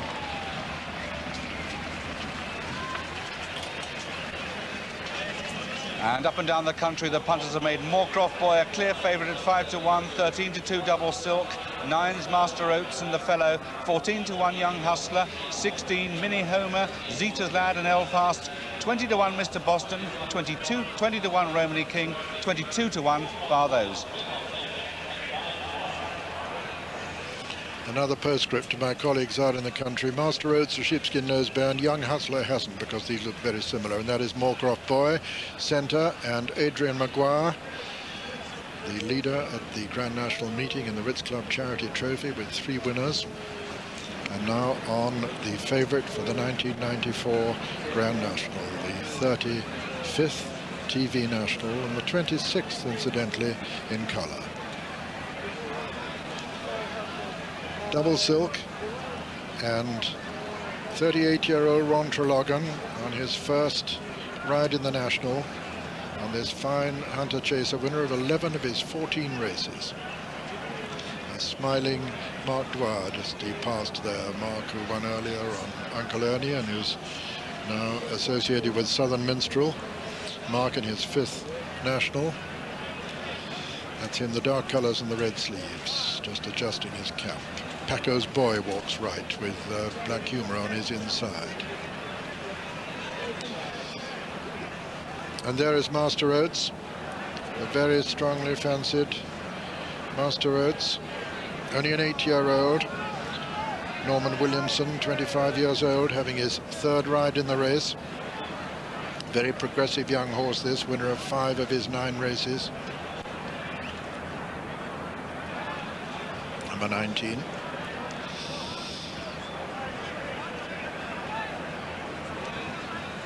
Channel's Gate walking right there, and Romany King, he's been placed previously. Usher's Island, behind Usher's Island, New Mill House, then Topsham Bay, dual winner of the Whitbread, Mr. Ed. This is Mighty Falcon, Paul Holly's 2nd ride in the race, 28-year-old Paul Holly. You all have seen leading for a long way in an earlier hurdle on Muse, but not for long enough. The flagmen waiting in the case of the necessity for a recall, which we hope this year will not be required. And Simon Morant mounts his rostrum. All right, jockeys, bring them up this way, please. And he's called them in. He's called them in. Carina's just a little bit behind the others. It looks a good start. It looks a good start. And they're away. They're away to a great first time over. Just so on the inside. Russ never sleeps in the middle of the course. Over on the far side, Double Silk is taking a prominent position with Topsham Bay also, and Minnie Homer in the centre. And Garrison Savannah is now going on the near side. It's Garrison Savannah on the near side. On the far side, Young Hustler goes up there with Minnie Homer and Double Silk. And as they come to the first, we join John Hanmer. Garrison Savannah on the inside, then Double Silk's right up with them too. Minnie Homer's up with them too. A long way behind them is Quirinus. And I'm looking back at the fallers. 4th of July is down, Henry Mann is down, and Elfast is down. Meanwhile, over the second, with Quirinus still tailed off, and coming on the inside is Garrison Savannah in the centre. Double Silk on the far side. Riverside Boy is going to land in the lead, doesn't jump it well, but has recovered, and there's one faller at that one, which was Usher's Island.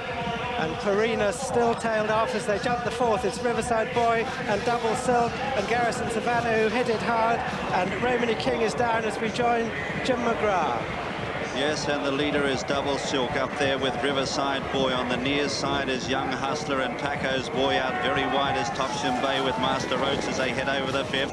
Then follows Moorcroft Boy, who's very handy from Black Humour and Minnie Homer. Then on the near side into the Red Ebony Jane, and further back in the field behind them is Mighty Falcon as they head down now towards Beaches the first time.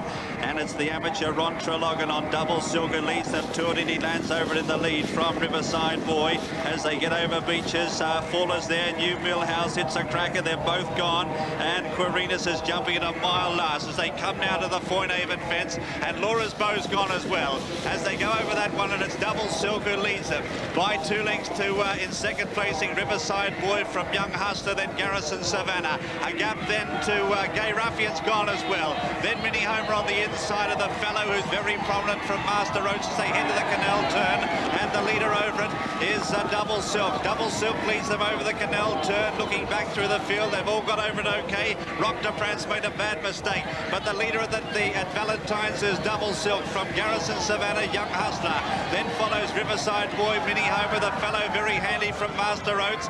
Then Ebony Jane, and further back in the field is Black Humour from Topsham Bay. As they go to the next, we rejoin John Hanmer.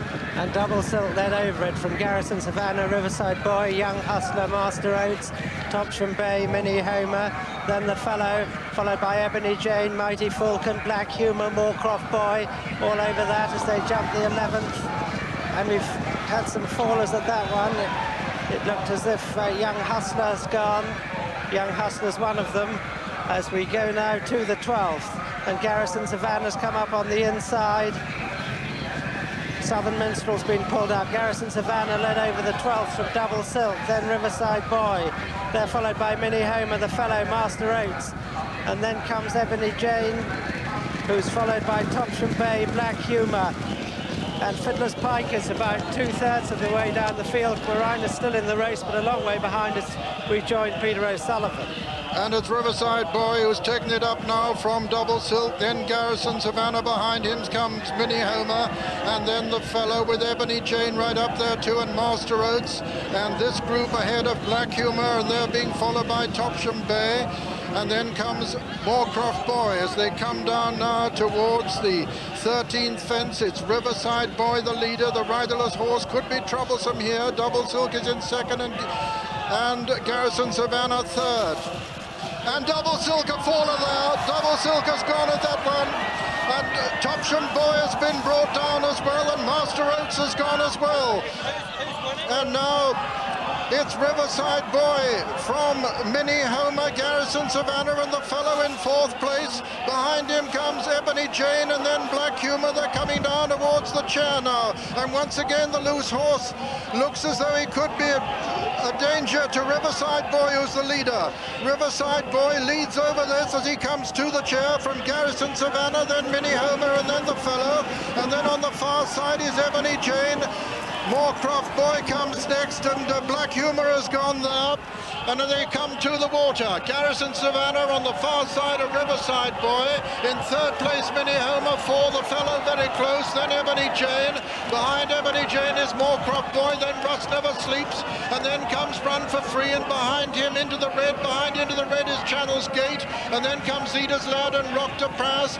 And then comes Rosemary Henderson on Fiddler's Pike as they run down now towards the Melling Road after a circuit, and it's Minnie Homer who's taken it up from Garrison Savannah on the inside. On the far outside being pulled up is Riverside Boy.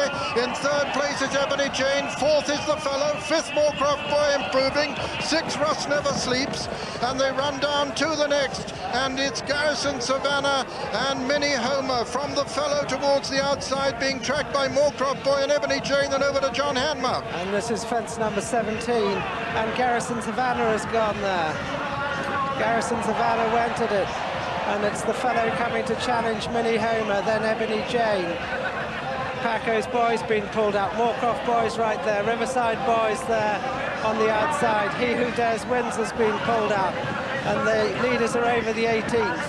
And there aren't that many left as they come to the open ditch, fence number 19. Minnie Homer from the fellow, then Ebony Jane, Moorcroft Boy, Fiddler's Pike going right up amongst them. And they're followed by Just So, who's improved, into the reds improved. Then Russ Never Sleeps, and they're followed by Mr. Ed and Zeta's Lad and Rock the Prass, and I don't think there are any more as they jump the 20th and we join Jim McGrath. And it's Ebony Jane on the outside with Moorcroft Boy who's going well. Up there as well too is Just So, and out very wide Fiddler's Pike, running a great race for Rosemary Henderson. Minnie Homer's in that leading group as well as they go towards the next, followed by the fellow who's taking the short course on the inside as they get over that one into the red behind them from Russ Never Sleeps, then Zeta's Lad, Mr. Ed, Rock to Prance, a bad mistake in last position, and they're the only ones I can see continuing as they head now towards Beaches for the final time. And Ebony Jane up on the outside of Minnie Homer. They come to it together. They take off now, and Ebony Jane landed in the lead from Minnie Homer. The fellow went right down on his nose there, but he's okay. He's still on his feet, and they've all got over Beaches. As they head now towards the next fence, the Fournaven fence, it's Ebony Jane from Minnie Homer, and Just So, the fellow on the inside. Mistake by Ebony Jane. The fellow's getting tired. Then follows Moorcroft Boy from into the red. A long gap to Fiddler's Pike, who's dropping back now. Passed by Russ Never Sleeps, then Mr. Ed. Zeta's Lad behind them, and a long gap to Rock to Prance, and they're the only ones continuing. At the Canal turn, the final time, it's Minnie Homer who led over it now, and it's the fellow who's got the fellow unseated his rider there.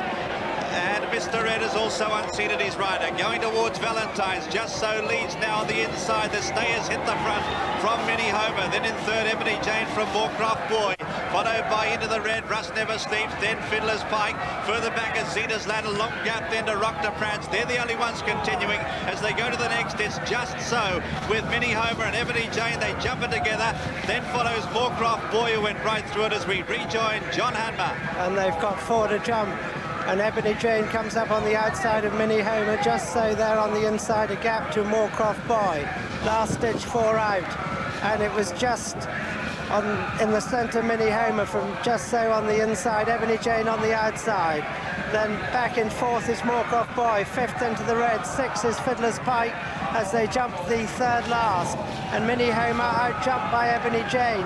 Just So under pressure is 3rd, Moorcroft Boy 4, a gap 2 into the red, and then comes Fiddler's Pike, and Rock de France is the only other one going as far as I can see as they cross the Belling Road with 2 to jump. Ebony Jane from Just So, Minnie Homer, Moorcroft Boy now right on their heels into the red, trying to get into it. Rust Never Sleeps has fallen, Fiddler's Pike still going, and here's Peter O'Sullivan. Yes, it's Ebony Jane from Just So, Minnie Homer and Moorcroft Boy. These 4 being chased all the time by Into the Red. But it's the mare, Ebony Jane, with a fractional advantage from Just So over on the far side as we see them on the near side. Moorcroft Boy and Adrian Maguire coming there all the time. Minnie Homer still in contention, and Into the Red is getting into it as well. They come down now towards the 2nd last in the National, and it's Moorcroft Boy and Adrian Maguire who come to it with Minnie Homer and Moorcroft Boy. They land together. It's Minnie Homer and Moorcroft Boy, Minnie Homer, and then comes Ebony Jane, and then Just So and Into the Red. The loose horse could cause problems here. Moorcroft Boy looks as though he's going to land in the lead. It's Moorcroft Boy, and he nearly knocks down Minnie Homer, that loose horse. It's Moorcroft Boy. Into the Red is a faller. It's Moorcroft Boy from Minnie Homer as they come to the elbow, but it's still wide open. It's Moorcroft Boy and Minnie Homer's travelling the stronger now. Minnie Homer on the far side, Moorcroft Boy and Just So renewing his challenge towards the near side. It's Minnie Homer now from Just So. Minnie Homer with Just So putting in a tremendous challenge towards the near side. Minnie Homer and Just So as they race towards the line. Minnie Homer is going to win the National from Just So. Minnie Homer has won it. Just So is 2nd, and 3rd is Moorcroft Boy. And again, Ebony Jane, who's come from the Irish National to run such a brilliant race here, is 4th, and 5th the gallant Rosemary Henderson. She's won her bet at 8 to 1 that she would complete. She's finished 5th in the National, the 51-year-old Rosemary Henderson. Rock de France is going to be the only other finisher, and so the result of the 1994 Grand National is first, number 8, Minnie Homer, owned by Mr. Freddie Starr, trained by Martin Pipe and ridden by Richard Dunwoody. Second was number 33, Just So, owned by Mr. Henry Cole, trained by him and ridden by Simon Burrough. And third was number 17, Moorcroft Boy, owned by Mr. K.G. Manley, trained by David Nicholson and ridden by Adrian Maguire. With 4th, number 11, Ebony Jane, and one must say 5th, number 30, Fiddler's Pike, ridden by, there she is, 51-year-old Rosemary Henderson. But Richard Dunwoody has won the National again. His 9th ride, 33-year-old Richard Dunwoody, who won it in 86 on West Tip, and the following year was 2nd on the same horse, and he's won it at 16 to 1 today.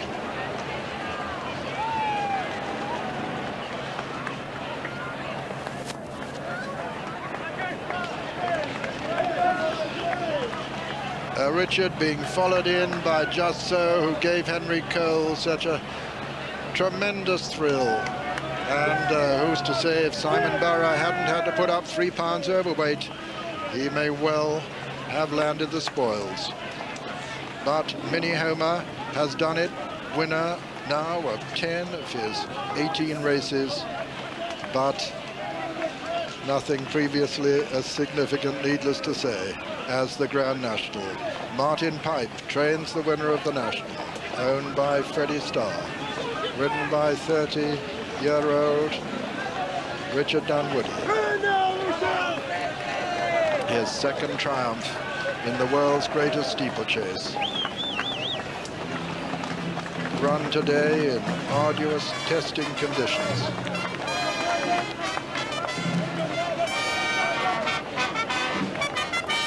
Richard punches the air after his great triumph on this game little horse. He's only a small horse, Mini Homer by Cambalda.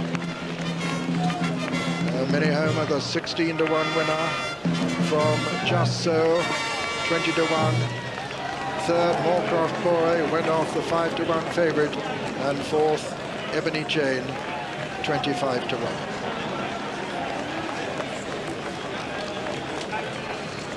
Now, Richard acknowledging congratulations, about to return to the most coveted arena in national hunt racing, the winner's circle, after the Grand National. 30 fences, they've jumped together, this little horse, who's risen to the challenge in great style.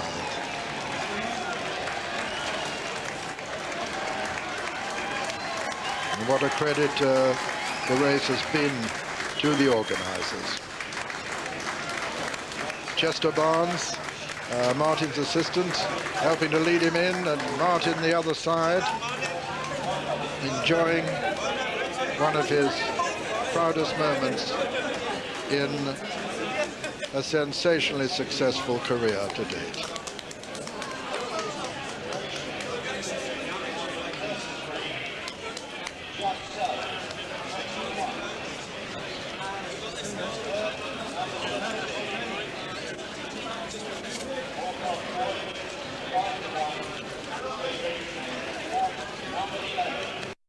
One furlong. 92 favourite here was number 6, Judicial Field. And you'll note number 7, Nahar, was ridden by David Bridgewater. David Bridgewater replacing Graham Bradley, who was injured after falling on Egypt Mill Prince earlier in the afternoon. Far side, Easthorpe as they get over the first, all over safely. Then Precious Boy taking up a handy position with the 5-to-7 on the near side, and now racing up Nahar from the rear of the field to take it up. It's Nahar, the leader from Arabian Bold, and just sitting in third position there is Precious Boy over on the far side, followed then by 5-to-7 with a sheepskin nose band. Easthorpe is behind them, followed by Dancing Paddy, Red Ring, then Dizzy on the far side. Here he comes as next, Pontoon Bridge against the far rail. As they come to the second now, Nijmegen is in centre field with Eden's Close, a length away Diplomatic. Then Judicial Field settling in the middle of the pack as well from Arcot Starter Jack. Holy Wanderer is next from Taradon. Then on the outside follows Elementary from Northern Saddler Rivar, and the tail enders are Batabanu with Steel Dawn and Her Honor, ridden from behind today as absolute last. Racing uphill now, away from the stands, Nahar the leader by 2 lengths to in second placing Arabian Bold. 4 away then is 5-to-7 from Precious Boy, nicely poised in fourth. A half length the Red Ring on the outside from Dancing Paddy, and then Dizzy as they head to flight number 3 now, and Nahar jumping out to his right.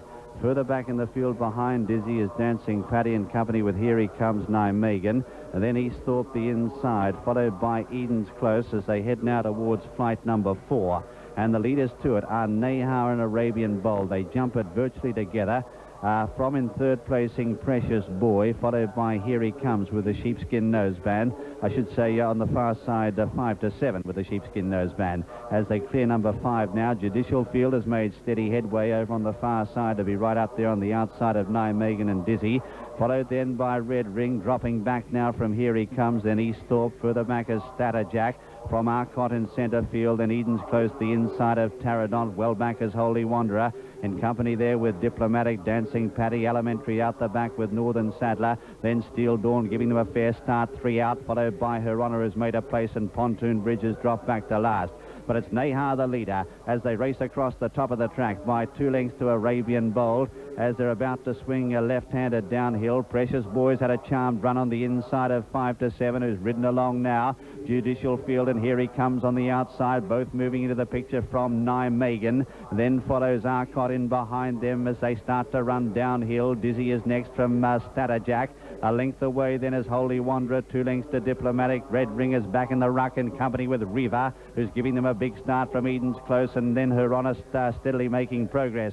Running downhill towards the second last, Arabian Bold on the outside with the green armlets has moved up to tackle Nahar, but he's jumped at a length in front. In third placing Nijmegen, followed next by 5 to 7, who's under pressure. And then on the outside, Arcot with the blinkers coming into it with Holy Wanderer, Diplomatic behind them. 5 to 7 has now been shuffled right back through the pack, and Judicial Field struggling as well. They straighten up now in the get-out stakes at the festival. On the far side, it's Nahar just the leader from Arcot with the blinkers running on well. Arabian Bold's beaten. Then Nijmegen followed by Diplomatic running all over the track. Her Honor's come from nowhere, and then Holy Wanderer. One left to jump. It's Arcot on the near side who ranges up now to jump it together with Diplomatic and Nahar. There's a faller at the last. There's one down as they run up towards the line, though. It's Arcot on the near side, and being tackled by Diplomatic in the centre, who forges to the lead. Then Nahar and Dizzy coming home like a train, and so too is Steel Dawn. In front as they near the post now, it's Dizzy. Dizzy puts a nose in front,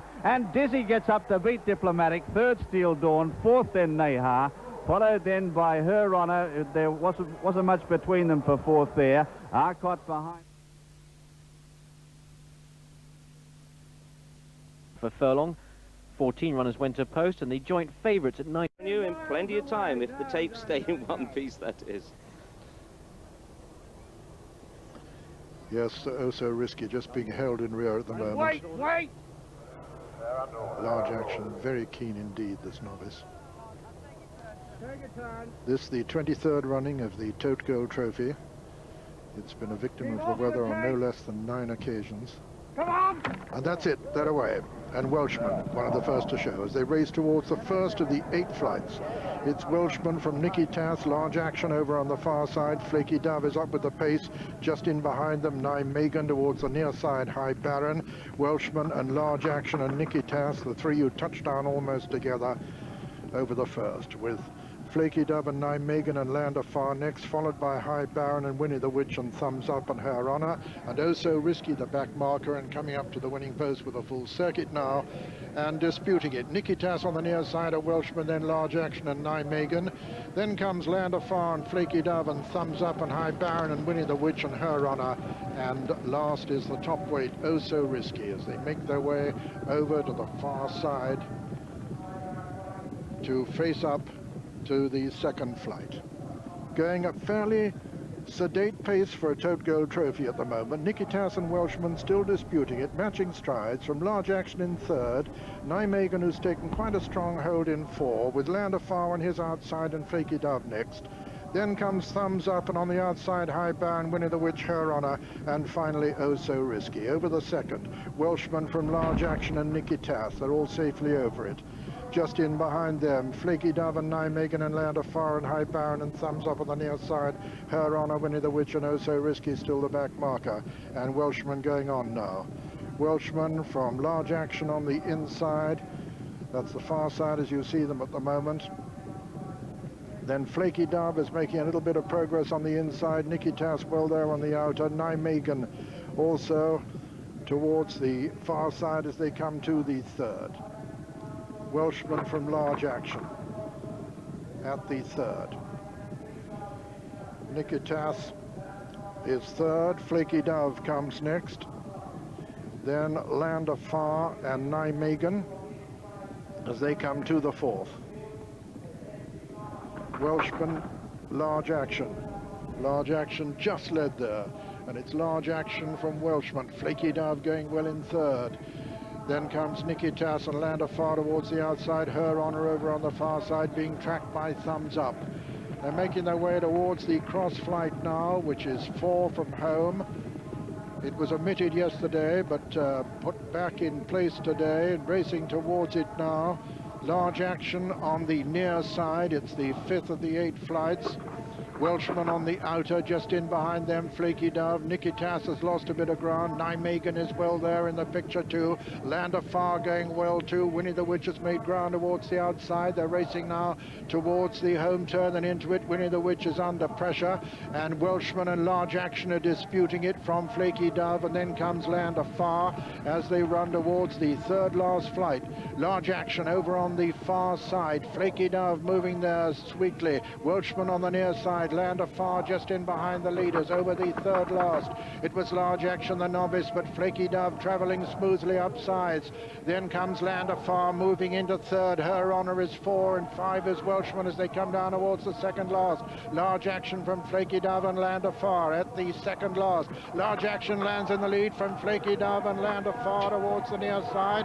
They're racing now towards the final flight, and it's Large Action over on the far side. On the near side, Oh So Risky coming with a tremendous run, the top weight now, and Flaky Dove is under pressure. It's Large Action, the novice, on the far side. Oh So Risky on the near side. Flaky Dove between horses over the last. Flaky Dove landed in the lead.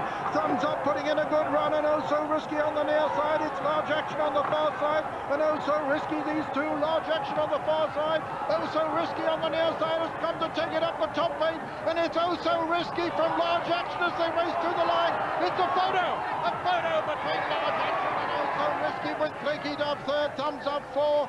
5 came Land of Far, then Her Honour behind. Her Honour was Welshman, and then Nijmegen behind. Nijmegen was Nicky Tass, and last was Minnie the Witch. And Large Action may have just forced his way back up in the closing stages to head the top weight. Oh So Risky. It's very close between the two.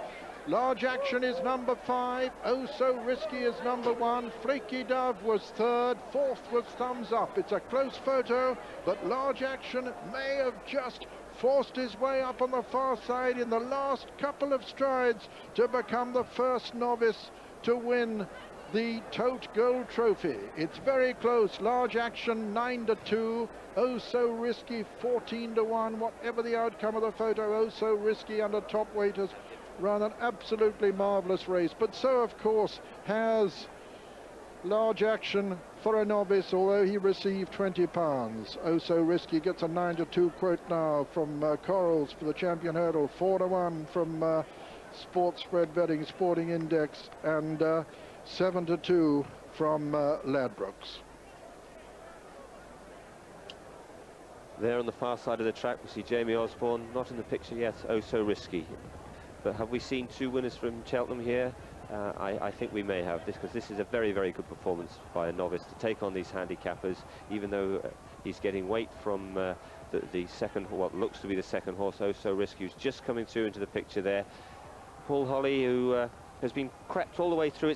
It's difficult in a small field to cover these horses up, even more so at Newbury, because they spread out so much. Some jockeys like to come across to the left-hand side here to the rails, and others stay on the inside for the shortest routes. And for that, they've been well spread out, and Large Action and Oh So Risky have raced it a long way apart. And I suspect that Paul Holly would like to have been closer to Large Action up the running.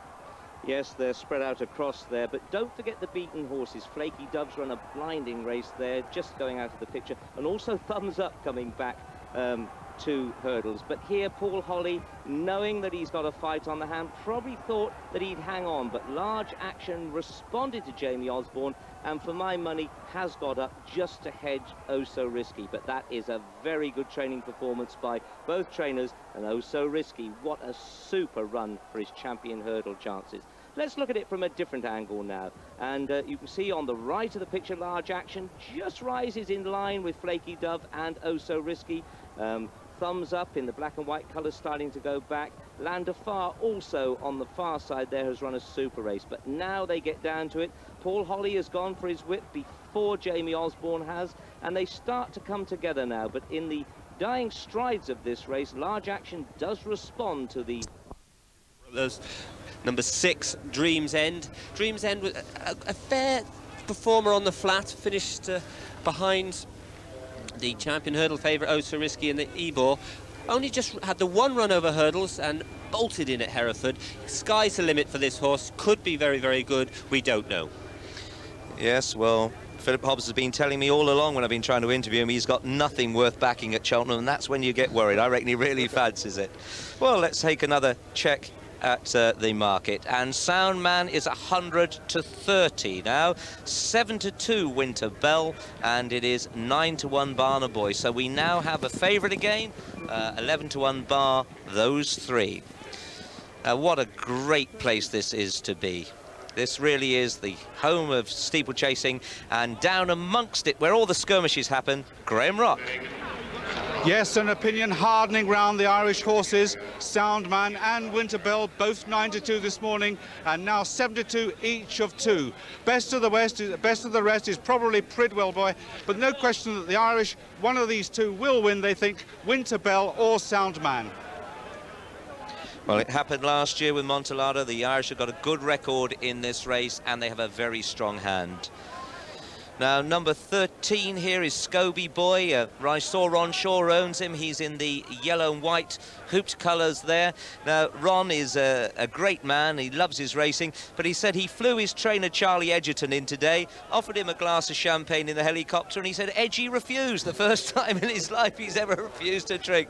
So they're all getting twitchy. Charlie Edgerton, a new trainer to the sport. He was formerly a bloodstock agent, but I think he's an excellent trainer. He's proved it with producing some really good novices this year. Seeking Cash, who probably runs in the Stayers Hurdle, is one of them. Rivalossi is another, and this is the third one. Scobie Boy, we saw him on the replay win at Ascot. He won very well. Jamie Osborne rides him beautifully. What he does, he keeps horses balanced and running for him. He gets them relaxed, and then horses he gets low behind them and keeps horses up on the bridle, and they think they're going a lot better than they are. But I think this is the main danger to the Irish taking the prize home.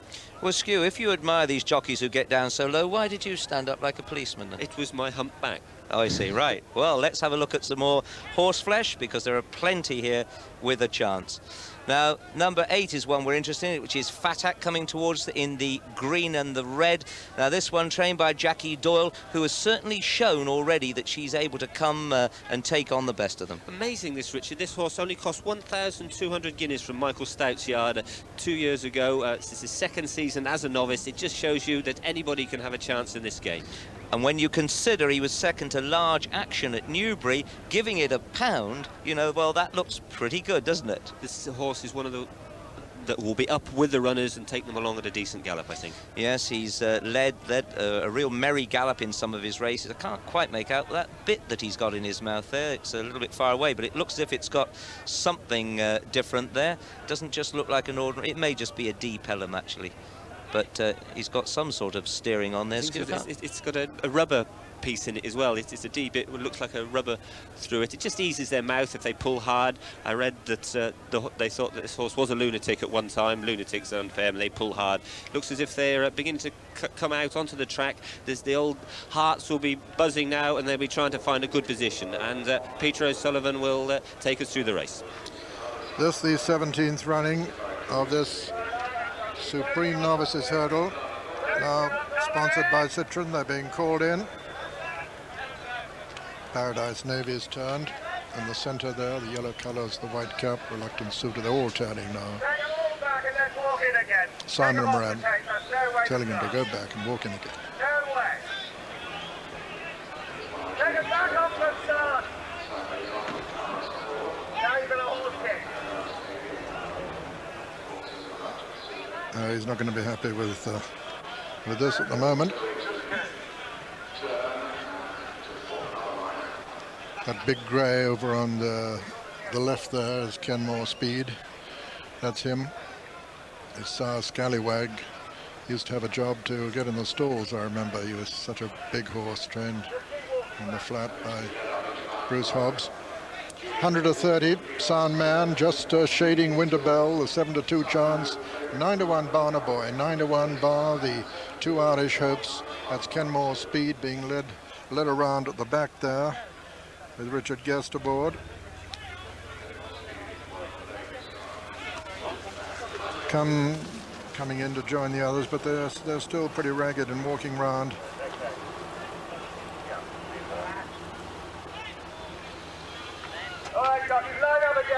Right, they tell the line up again. And come in, keep off the tape. This could be it. Get off the tape. No, they're on the tape. Get off the tape. Come on. And that's it, they're away. And Fatak, one of the first to show as they come to the first of the 8 flights. Fatak, Paradise Navy, Maris Mill right up there, Scobie Boy over on the far side with ABAC. And Barner Boy is one of the back markers with Bold Stroke and Duke of Eurolink, and Fatak and Scobie Boy making it. Paradise Navy right up with the lead. And then comes Arctic Kinsman, the grey, with ABAC next, and just in behind them, and Gales Cavalier, Scobie Boy and Fatak as they come to the second now. Scobie Boy over on the far side, Fatak on the near side. These two land over it from Arctic Kinsman. And just behind Arctic Kinsman, Paradise Navy. Behind Paradise Navy is Gales Cavalier, and then ABAC, and behind ABAC, Reluctant Suitor and Maris Mill, and then Dream's End. And looking to the rear of the field, last at the moment is Bold Stroke with Duke of Eurolink, and also in rear at the moment is Pridwell as they race round the top turn. Scobie Boy from Fatak, Arctic Kinsman on the inside of Paradise Navy on the outer, then Gales Cavalier and Reluctant Suitor and Maris Mill, then Sound Man on the outside of Dream's End. Just in behind them, ABAC, and behind ABAC is Super Coin. Coming to the third. Scobie Boy and Fatak, these two still disputing it. Dream's End moves up very smoothly to join them. Arctic Kinsman just behind him on the inside. Reluctant Suitor there over on the outside. Sound Man not far off the lead now as they come down to flight number 4. Scobie Boy with Dream's End over on the far side, and Fatak. Mistake there by ABAC. Reluctant Suitor's made good progress on the outside. Still Scobie Boy. Arctic Kinsman. Then Dream's End, then Reluctant Suitor. Fatak has lost ground into 5th. Maris Mill is making a bit of ground. Sound Man on the outside as they come to the 5th. Scobie Boy lands in the lead from Arctic Kinsman, but the better jump by Arctic Kinsman. Dream's End very close in 3rd. ABAC back there on the inside. Also Sound Man making very good progress with Reluctant Suitor as they begin the run downhill. Winter Bell is making progress from the middle division now. They've got 3 left to jump in the Citroen Supreme Novices hurdle, and Arctic Kinsman showing there with his grey face just in the lead. From Scobie Boy towards the right between horses then is Dream's End. Over on the far side is Winter Bell making ground with Sound Man too. Reluctant Suitor just behind them, and there it was Arctic Kinsman who struck the front. Arctic Kinsman struck the front by a couple of lengths there. Winter Bell making ground towards the left of the picture. Over on the right, Gales Cavalier coming there. Dream's End still in the picture. Pridwell coming there too, and so's Cumbrian Challenge. Arctic Kinsman landed in the lead there from Dream's End. It's Arctic Kinsman from Dream's End, and then under pressure is Winter Bell, and then Sound Man. Arctic Kinsman lead them by 3 as they race towards the final flight now. It's Arctic Kinsman from Dream's End, Cumbrian Challenge, and Pridwell as they come to the final flight. Arctic Kinsman's going to land 4 clear of Dream's End, who jumps it 2nd. Pridwell 3rd, and 4 Cumbrian Challenge racing up the hill, and Arctic Kinsman under Col Llewellyn is holding them all and going away from them as they race up towards the line. Arctic Kinsman is going to win the Citroen Supreme Novices hurdle for England as he comes to the line. Arctic Kinsman wins it. 2nd is Pridwell, 3rd is Dream's End, 4 Cumbrian Challenge, 5 Super Coins, 6 just behind them was Barner Boy, and very disappointing in rear was Sound Man, and also, although well beaten by his compatriot Winter Bell but it's Belvederian from Atone and Buck's Choice as they come to the last. Belvederian has the advantage. Atone is on the near side. At the last, Belvederian on Atone. Atone lands factually in front. Belvederian in second. Buck's Choice in third. Visible Difference in four. And racing into the closing stages, the Ladbroke Hurl winner. Atone is drawing away from Belvederian in second. Buck's Choice in three. Visible Difference in four. But racing up to the line, Atone is going away from them. Going to win it in tremendous style. Atone pushed out by Kevin O'Brien. Wins the Bailey's Arkle. Atone, a good performance, wins it. Tommy Belvederian was conceding £8 that day, but it was still a good performance, wasn't it? Good performance by this horse I've always liked. He was here last year, ran a bit disappointing, but over fences, and the ground I don't think will be against him. This horse is a big chance. Trained by Bunny Cox, and his father-in-law, of course, is Aubrey Brabazon. Well, the connections of the pedigree to win the race. Bunny's like the great 2 mile chase of Quitty Kay or something, going back a few years ago. And the postscript of the first race, Soundman came back with a big bump on his knee. That may have affected his running. Winterbell, his jockey John Short said he was cantering, went out in a couple of strides. So Atone is on the retrieving mission. Let's now join Richard.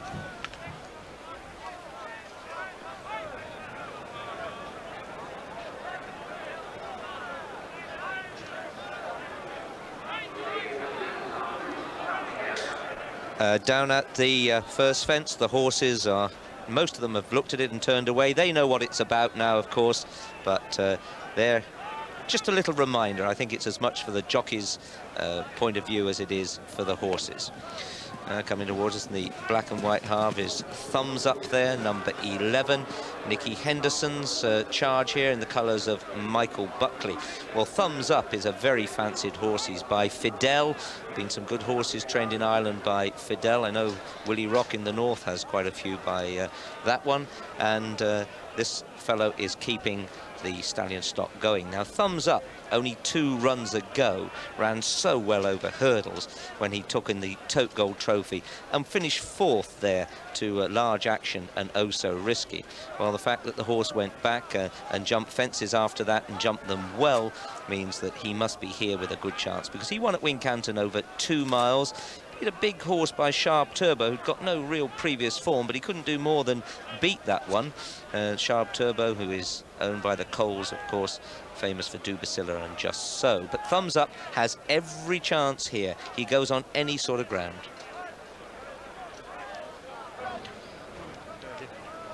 Baden Star is 5-2. Coonawarra is 7-2 now, and 9-2 on the drift. Atone, the Irish horse, out from 7-2 here. Thumbs Up is at 5.5 to 1, and it's 9 to 1 bar those 4. Well, here we've got number 4, and Skew's the man to tell you about Country Lad.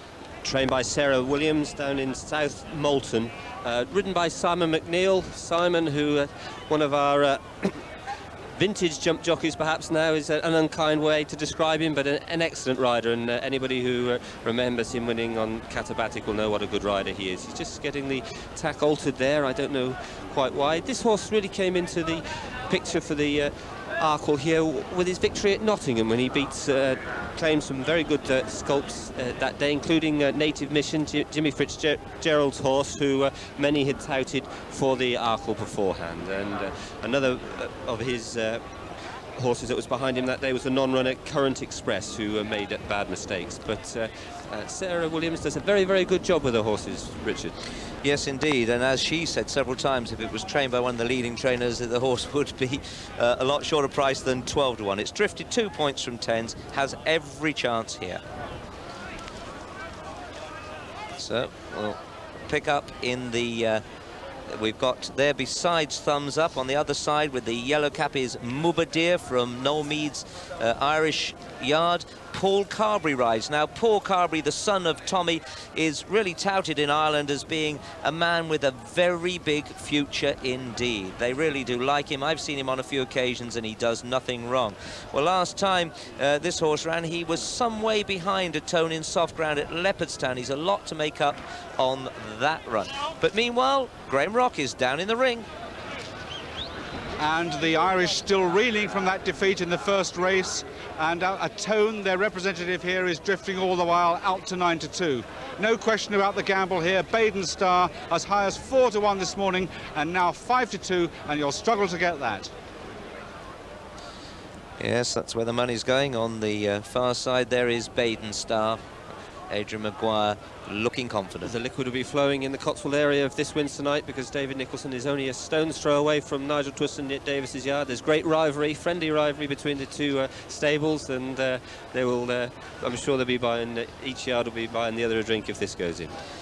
Well, he's bred to get a lot further than this. He's out of Lewes. That makes him a half-brother to Rubstick, who won the National, to Kildimo. It's quite amazing that he's got this speed now, and what is his future? You know, if you can keep him at this sort of distance now and win an Arkle, and then go on to win perhaps a bigger, longer distance chase later, be something. Well, they are coming in now. Baden Star 5-2, 7-2 Coonawarra, 5's a Tone, still on the drift. 5.5 thumbs up, 9-1 Bar. A packed crowd here at Cheltenham. Peter O'Sullivan. And they're running to the first of the 12 fences, the 26th running of the Arkle under its current title, and Coonawarra and Baden Star, two of those to show early. Baden Star wasn't too clever at that one, and Coonawarra the leader from on the near side, Kibrit. Coonawarra, Kibrit, then Baden Star, Mubadir. Southold jumped it last of the 11 runners, and it's Kibrit now from Coonawarra. Then Baden Star, just in behind them Mubadir and Country Lad, and Thumbs Up over on the far side with Nakir. Southold still just the back marker as they run down towards the third of the 12 fences. Coonawarra over on the far side, Kibrit on the near side, then Baden Star, and then Nakir, and on the near side the sheepskin noseband Mubadir with a Tone just upsides him almost. Then Country Lad and Thumbs Up and One More Dream, and Southold, and Coonawarra now with the advantage as they race towards the fourth. Coonawarra from Kibrit, Nakir on the inside of Baden Star, and then Mubadir. And all safely over that one, and going down now into the country with Coonawarra, the leader. From Nakir on the inside, Kibrit on the outer, Baden Star and Thumbs Up, and then Mubadir. Country Lad comes next, and then a Tone and Southold and One More Dream. And at the fifth, it's Coonawarra.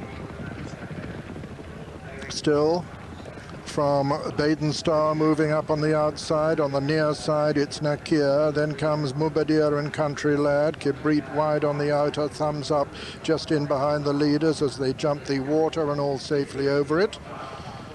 And coming to the first of the ditches now, Coonawarra the leader, from Nakir on the inside. Baden Star, a beautiful jump at that one. One More Dream just finding the pace a little bit too hot, coming down to the eighth with Coonawarra still taking them along. Coonawarra lands clear of Nakir on the inside. Baden Star is next, then comes Thumbs Up and a Tone making ground on the outside. This is the final ditch now, 4 from home. Coonawarra the leader from Nakir, Baden Star and a Tone closing. Just in behind them come Thumbs Up, then Southold, who's made good progress, then Mubadir, and then Country Lad, who's being ridden along. Kibrit has lost a lot of ground. One More Dream is tailed off. Coonawarra is the leader from Nakir on the inside. Baden Star and a Tone, all breeding down the leader's neck. Southold making good ground with Thumbs Up still going very strongly just in behind the leading group. They've got 3 left to jump now. Coonawarra, Nakir on the far right of the picture, Baden Star to the left, and right over on the far left is a Tone. Coonawarra fallen there. Coonawarra's gone and brought down Thumbs Up. Coonawarra has gone at the third last and brought down Thumbs Up and left Baden Star, Nakir and a Tone fighting it out from Southold. This is 2 from home now. A Tone on the far side, Baden Star and Nakir from Southold in 4th place. They're rounding the home turn now in the 1994 Arkle Trophy, and it's Nakir with the advantage from Baden Star. Nakir over on the far side under Jamie Osborne from Baden Star, then comes a Tone. Nakir comes to the final fence with a length and a half advantage over Baden Star. Nakir lands over clear of Baden Star, then a Tone, then Southold racing into the closing stages. It's Nakir from Baden Star. Nakir is going to win the Arkle as they stride up towards the line. It's Nakir under Jamie Osborne, who's going to... would be a good takeout. A winner here 12 months ago. Charlie Swan is on board. So the early horses have gone, and they've messed up our parade slightly, but here is High Baron very much on his toes. High Baron still looks to have the leading rein hanging round by him. We'll probably see a stable lad come running up in a minute to try and retrieve it. It's quite frightening for them. They've got to turn around and canter back down past the post. Quite frightening for the horse, because anything starts slapping against him, it'll upset him, and you can see that he is on his toes. But Michael Horrigan not panicking there, just trying to ease him back down and stop him getting too much on his toes. But it's unusual that there isn't a parade.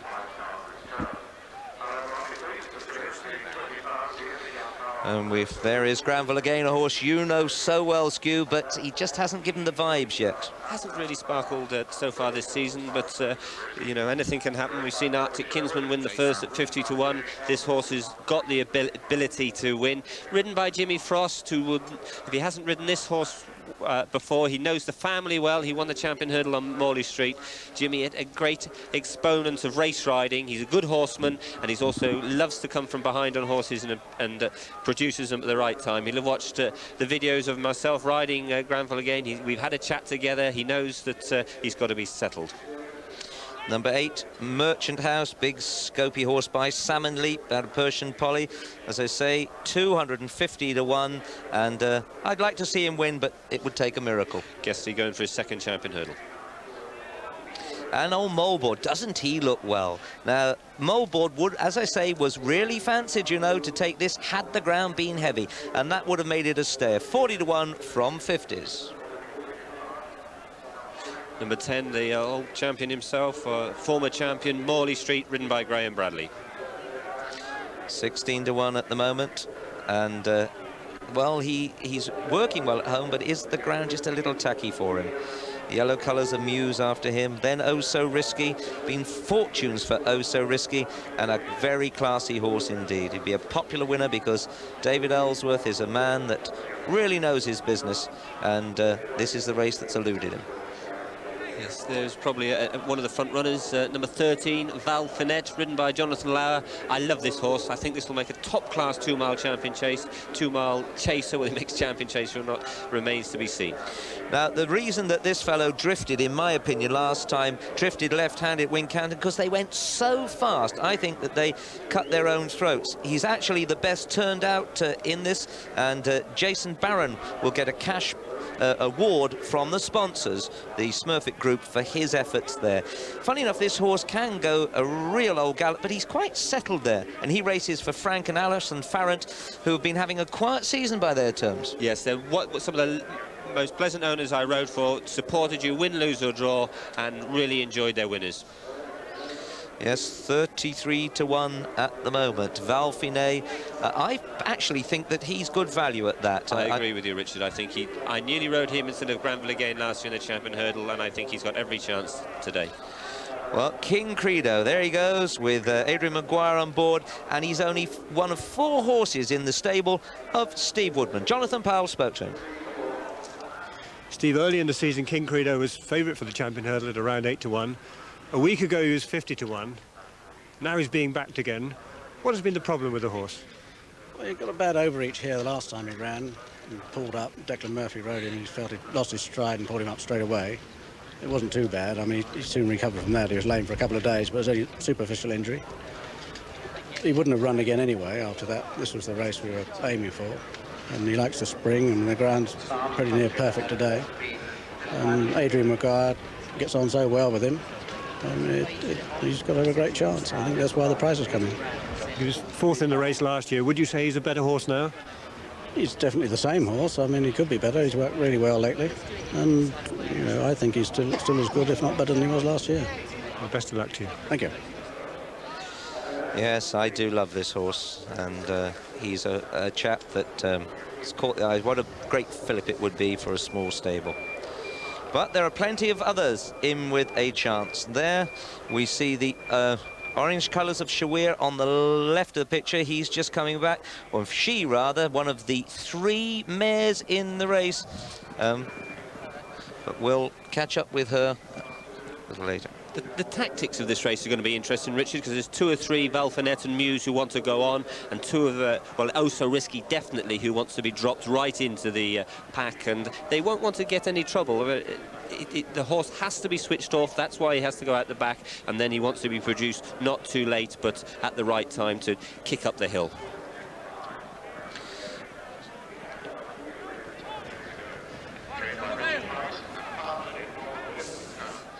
5-2 now, Oh So Risky, firm from 11-4, 6-1 Muse, drifting it to 7-1 in places, 6-1 Halkapus, 8 large action from 7, good each way money for Flaky Dove, 9-1 from 10, 10-1 Granville again, last year's winner, and the gamble on the course here, Shawia in now to 14-1 from 20, 16 King Credo, 16 Morley Street, 25-1 Landafar, drifting all the time, 33-1 Bar.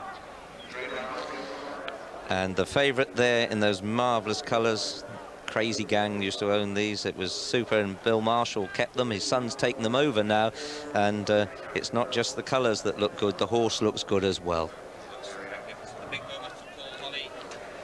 Big moment for Paul Holly. He's just on the border of making it into the big time, and if he could win here, this would really put him to the front. He's getting a few outside rides for David Gandolfo. I think he rides very, very well. He just deserves the chance. He's a big, tall lad.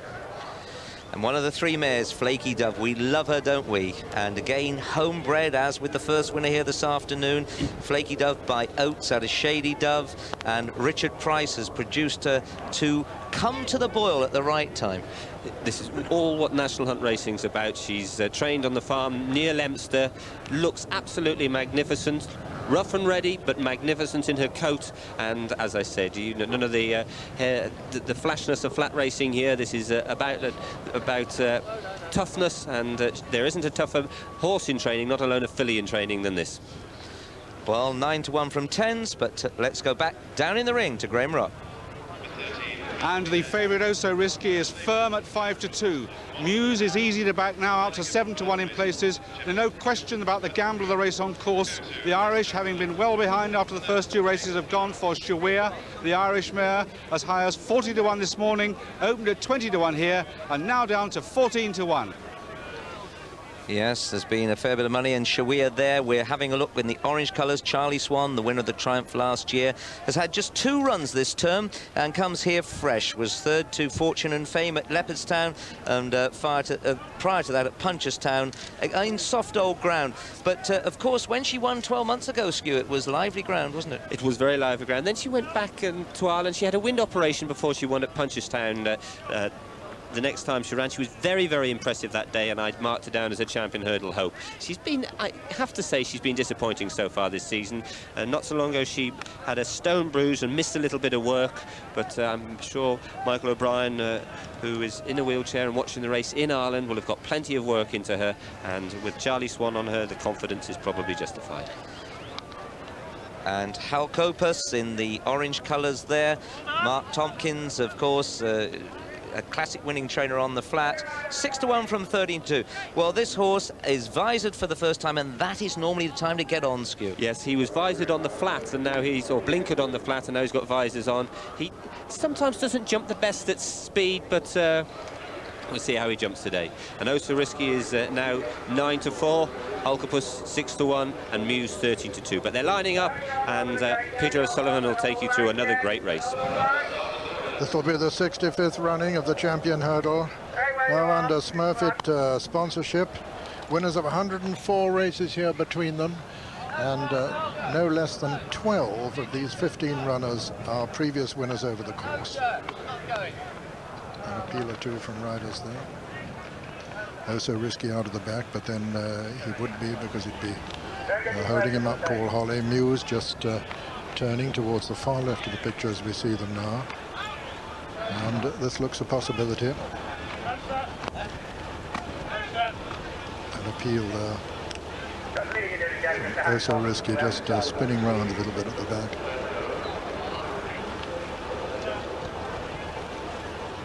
Oh So Risky still turning. Facing all the right way. Come on! And that's it.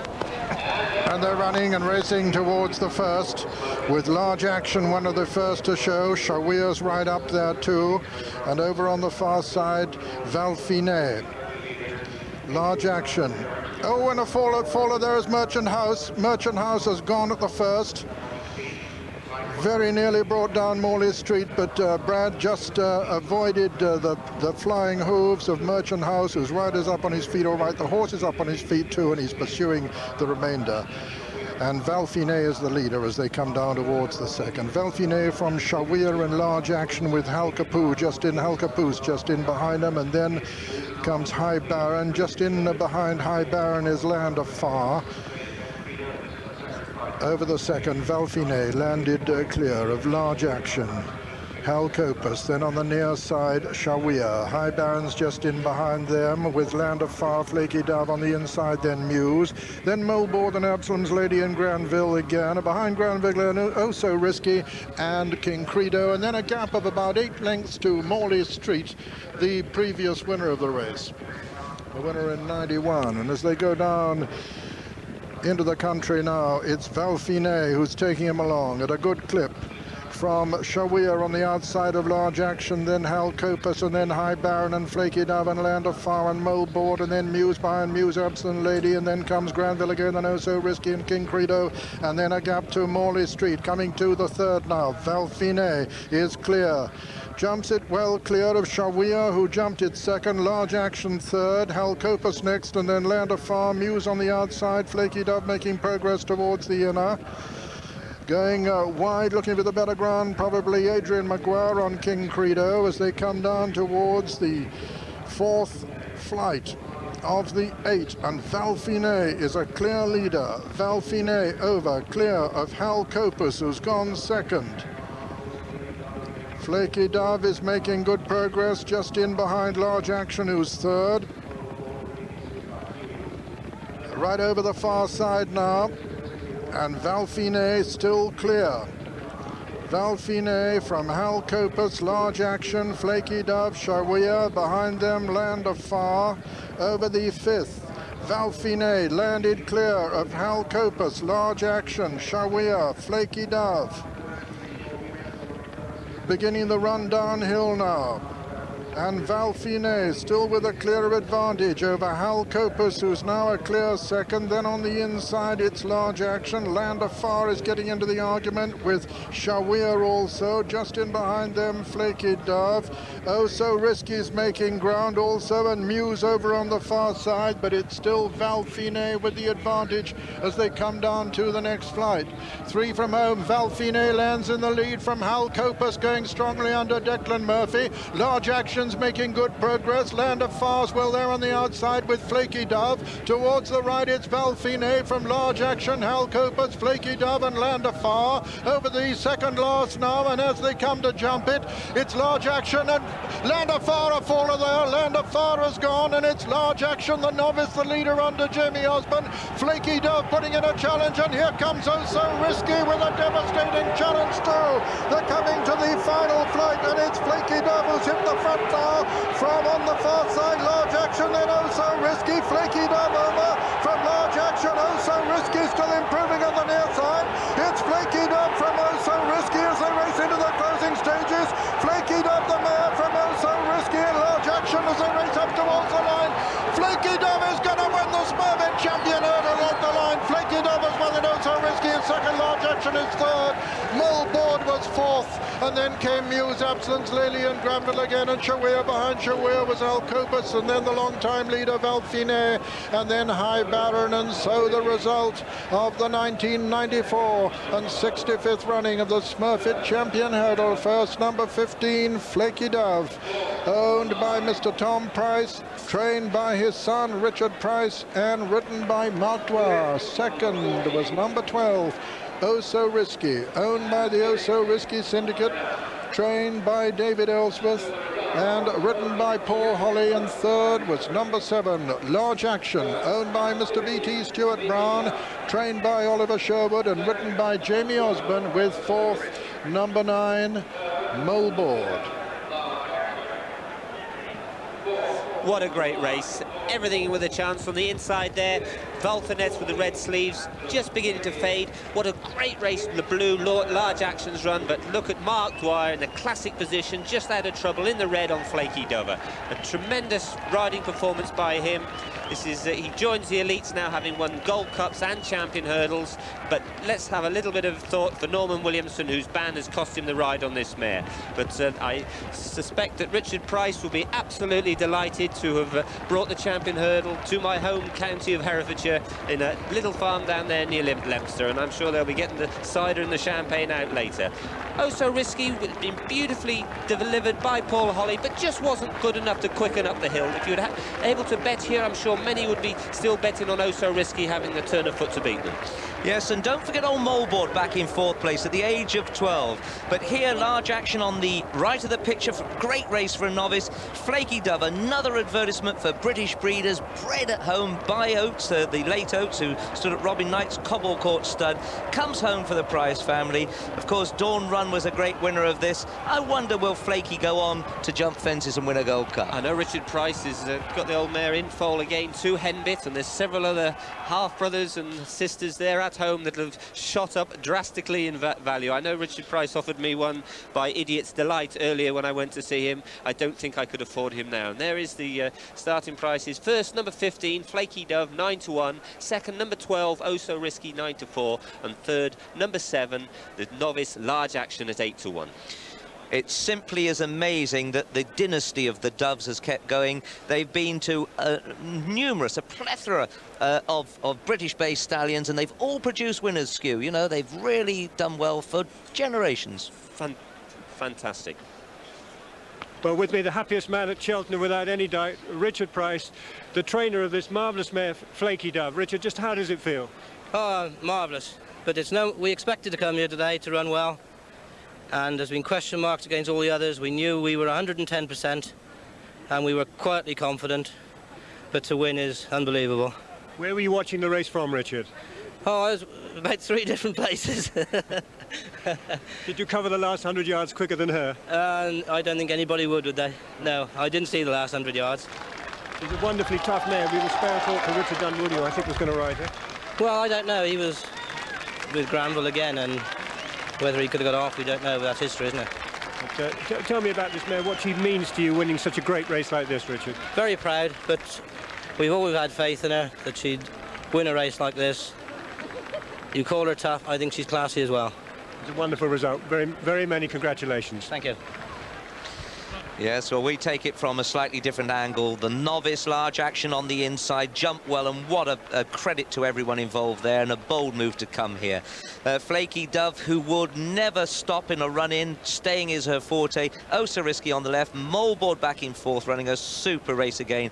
And Hills make all 3 of the first 3 20-1 for next year's Champion Hurdle. 3-1 go favourites there. They're betting already on next year's Champion Give poor Mark Dwyer a chance. He hasn't won this year's on the film here so far. It's a funny feeling when you're up that hill. It seems an eternity going up there, and you're saying to the old mare, come on, darling, hang on just a little bit longer, and we've made history. And poor Paul Holly on Oh So Risky is thinking, just push that winning post a little bit further away, and then I can catch her. It's a real family man-to-man. This horse won at Uttoxeter, looked very, very impressive when he won at Uttoxeter. Then he was beaten at Kempton when the track was probably too quick for him. He's won since then in France at Bordeaux, which would be a provincial track.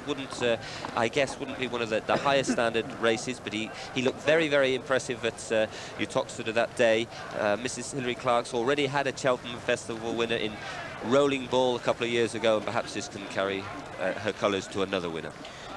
Trained in France, Skew, and yesterday I was told off by a French journalist for your pronunciation of the Frenchman, so you'll have to take a rap. And I was also told off for my pronunciation of Celle Francais, so we'll have to brush up on our French. Now, let's have a further look. The top 3, 7-4, still solid Denoli. Brief Gale at 8, and further money for the Twiston Davis horse. Carouge is now into 9s. That's the gamble as well as the favourite.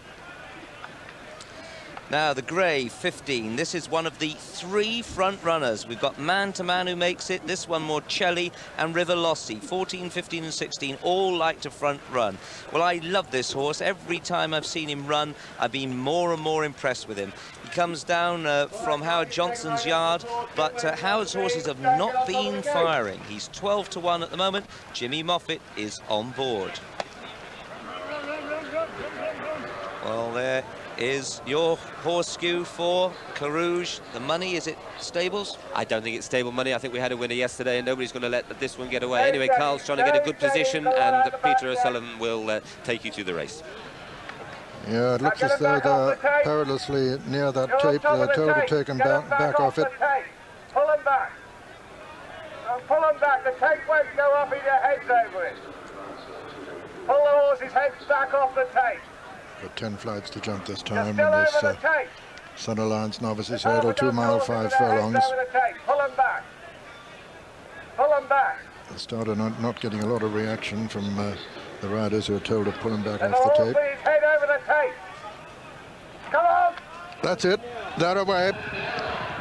And racing towards the first, Elaine Tully, man to man, right up there on the outside. Pondering is also one of the early leaders, and Carouge also. Pondering, Carouge, man to man, those three landed over the first, disputing it with Danoli right up there with them as well in fourth. Danoli fourth, and just in behind them is Cocardi Affair as they come to the next. Carouge and Pondering. Carouge, Pondering. Then just in behind them, man to man, Danoli, as they begin to swing left-handed. And now Book of Music is going on. Book of Music heads them now from Pondering and Elaine Tully, Danoli, and just in behind them, Bay Mischief going up on the outside of Book of Music. Also prominent at the moment is Divine Chance.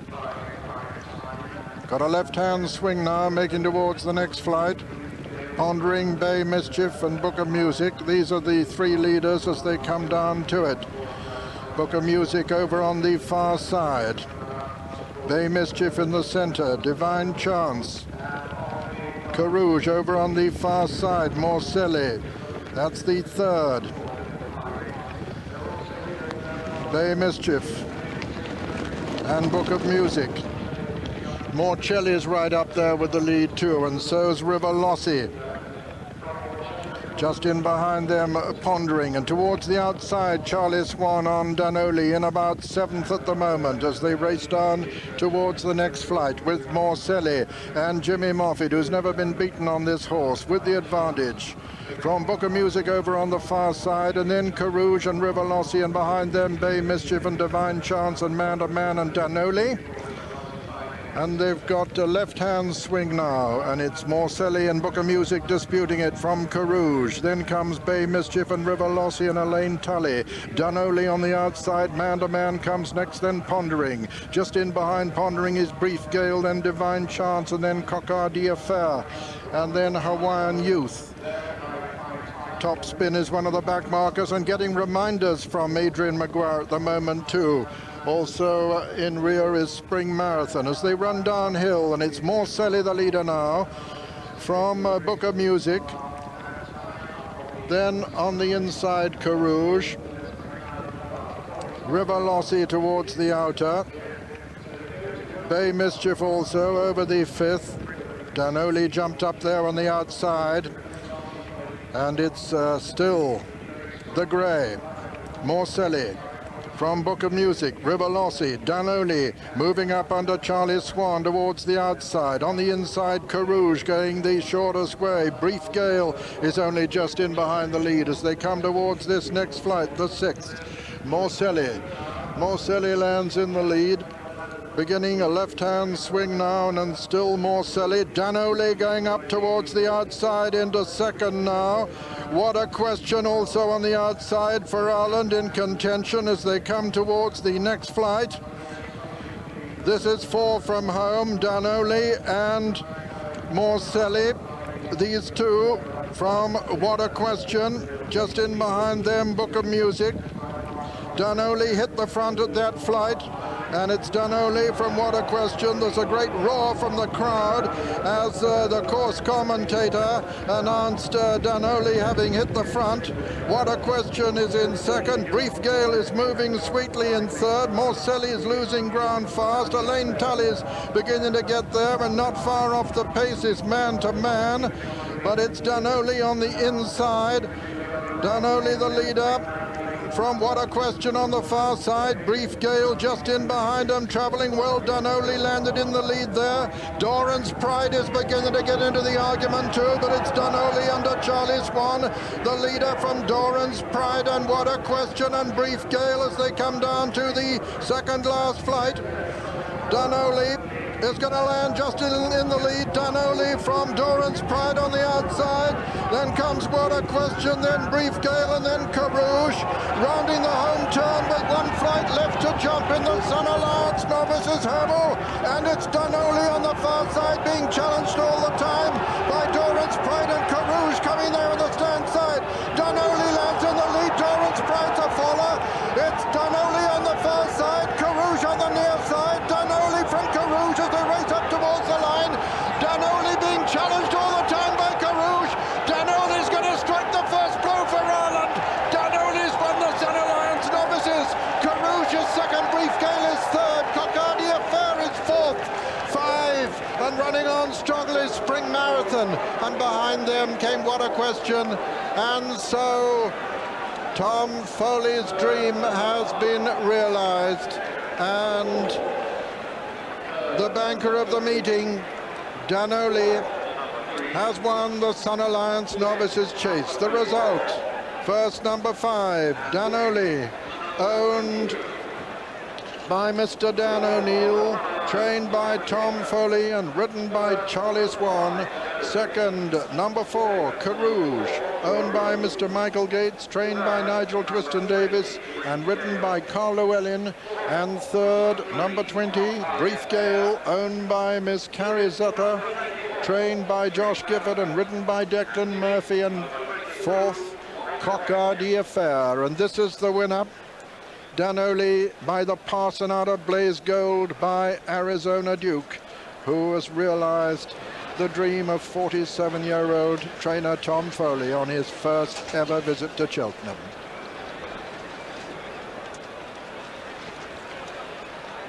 He certainly won't be feeling sick now. Of course, Tom Foley in his first visit here, he didn't like flying over, but they come down the hill. There's a stack of them in contention. We can see on the very left of the picture is Carouge, who eventually finished second.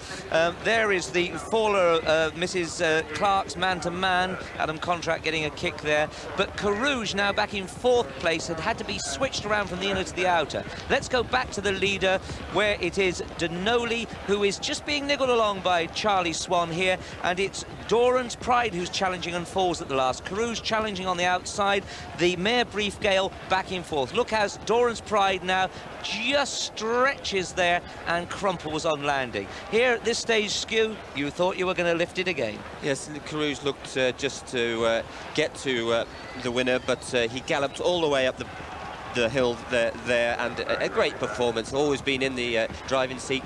Charlie Swan kept him out, away from the other horses, and a great feeling for Charlie to gallop all the way up the hill on Danoli. Just notice Charlie rides with the ball of his foot in his irons. A lot of jockeys put the whole of their feet in the irons in case things go wrong, and there he is, an absolutely delighted Charlie Swan waving to the crowd. And just correct patiently by Nicky Henderson, 5-2 favourite, latest show.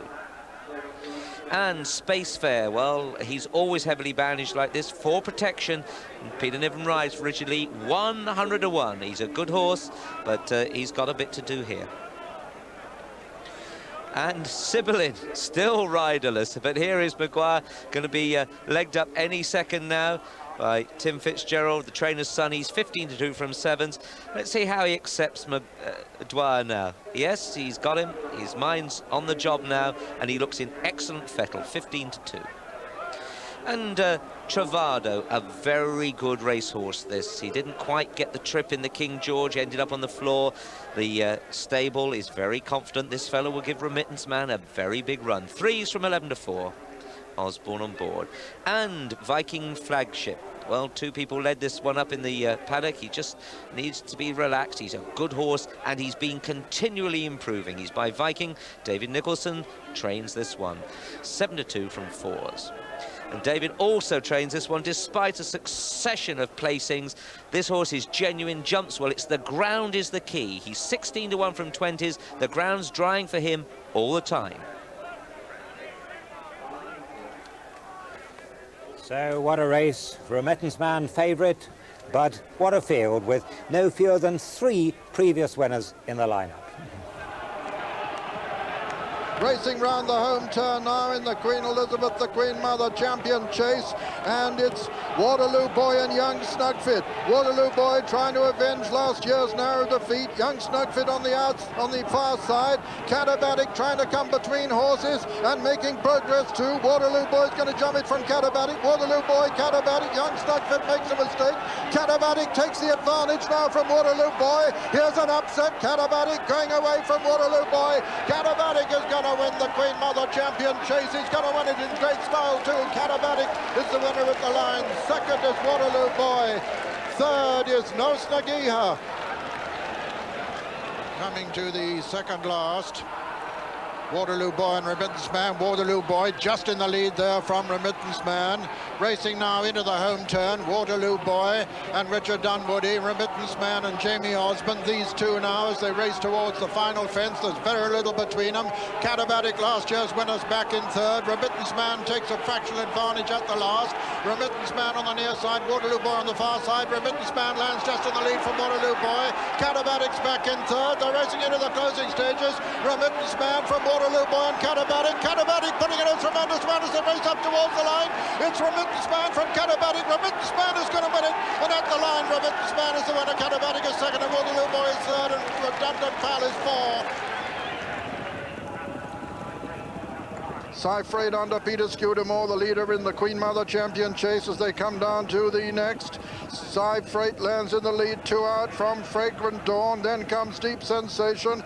Catabatic has got a lot to do from where he is. Rounding the home turn now, and it's Cyfraid from Fragrant Dawn. Levelling up to the final fence in the Queen Mother Champion Chase. Cyfraid, the leader of the Sheepskin Nose Band on the far side, now being challenged by Deep Sensation, who's travelling smoothly. Deep Sensation comes to tackle Cyfraid. Cyfraid the better jump, but Deep Sensation the better sprint. Deep Sensation beginning to take it up. Catabatic is putting in a tremendous sprint, but Deep Sensation looks as though he's got it. Catabatic is still finishing strongly, but Deep Sensation is going to hold Cyfraid and win it at the line. Deep Sensation is the winner. Cyfraid is second and Catabatic third and Fragrant Dawn fourth. So, old favourites in the field and some new ones, including last year's Arkle winner, Travado. A fascinating race in every way. Here's the latest betting. Yes, Remittance Man firm at 5-2. Travado has drifted to 130 from an opening price of 5-2. Viking Flagship, can't get my words out, I'm so excited, has come in half a point to 3.5-1. Sibyllin 15-2. The same price, Deep Sensation. Catabatic has drifted to 14s from 12s. Wonder Man in 4 points to 16s. And the complete outsider, Space Fair, 100-1 for the Queen Mother Champion Chase. Well, Skew, I've had a good look at them. You've got your chance now. Can he do it? Will his legs stand up? I don't know, Richard. I was very, very impressed with him at Kempton. He put up a scintillating performance after all that time off to come back and win. I suppose you're always trying to put question marks to why they can get beat. He's only ever been beaten over fences once, and that was in the King George's 6th chase. That was over 3 mile. But the question mark you put, after that long absence, sometimes horses come and run great races and then disappoint next time. But he looked fantastic in the paddock at Kempton. He looks a great credit to Nicky Henderson again today. He looked as fit enough to do himself justice at Kempton, and he's just tightened up a little bit today, so he looks absolutely spot on. Well, Nicky's also well represented with Travado. Travado fell in the King George, but remember, he beat Deep Sensation at Huntingdon in November. That was a level weight affair. It's level weights again today. So he's standing very calm and collected, Travado, by strong gale. I was having supper at Henrietta Knight's last night with Liam Cashman, who stands strong gale, and he was getting very excited about this. 130 from threes.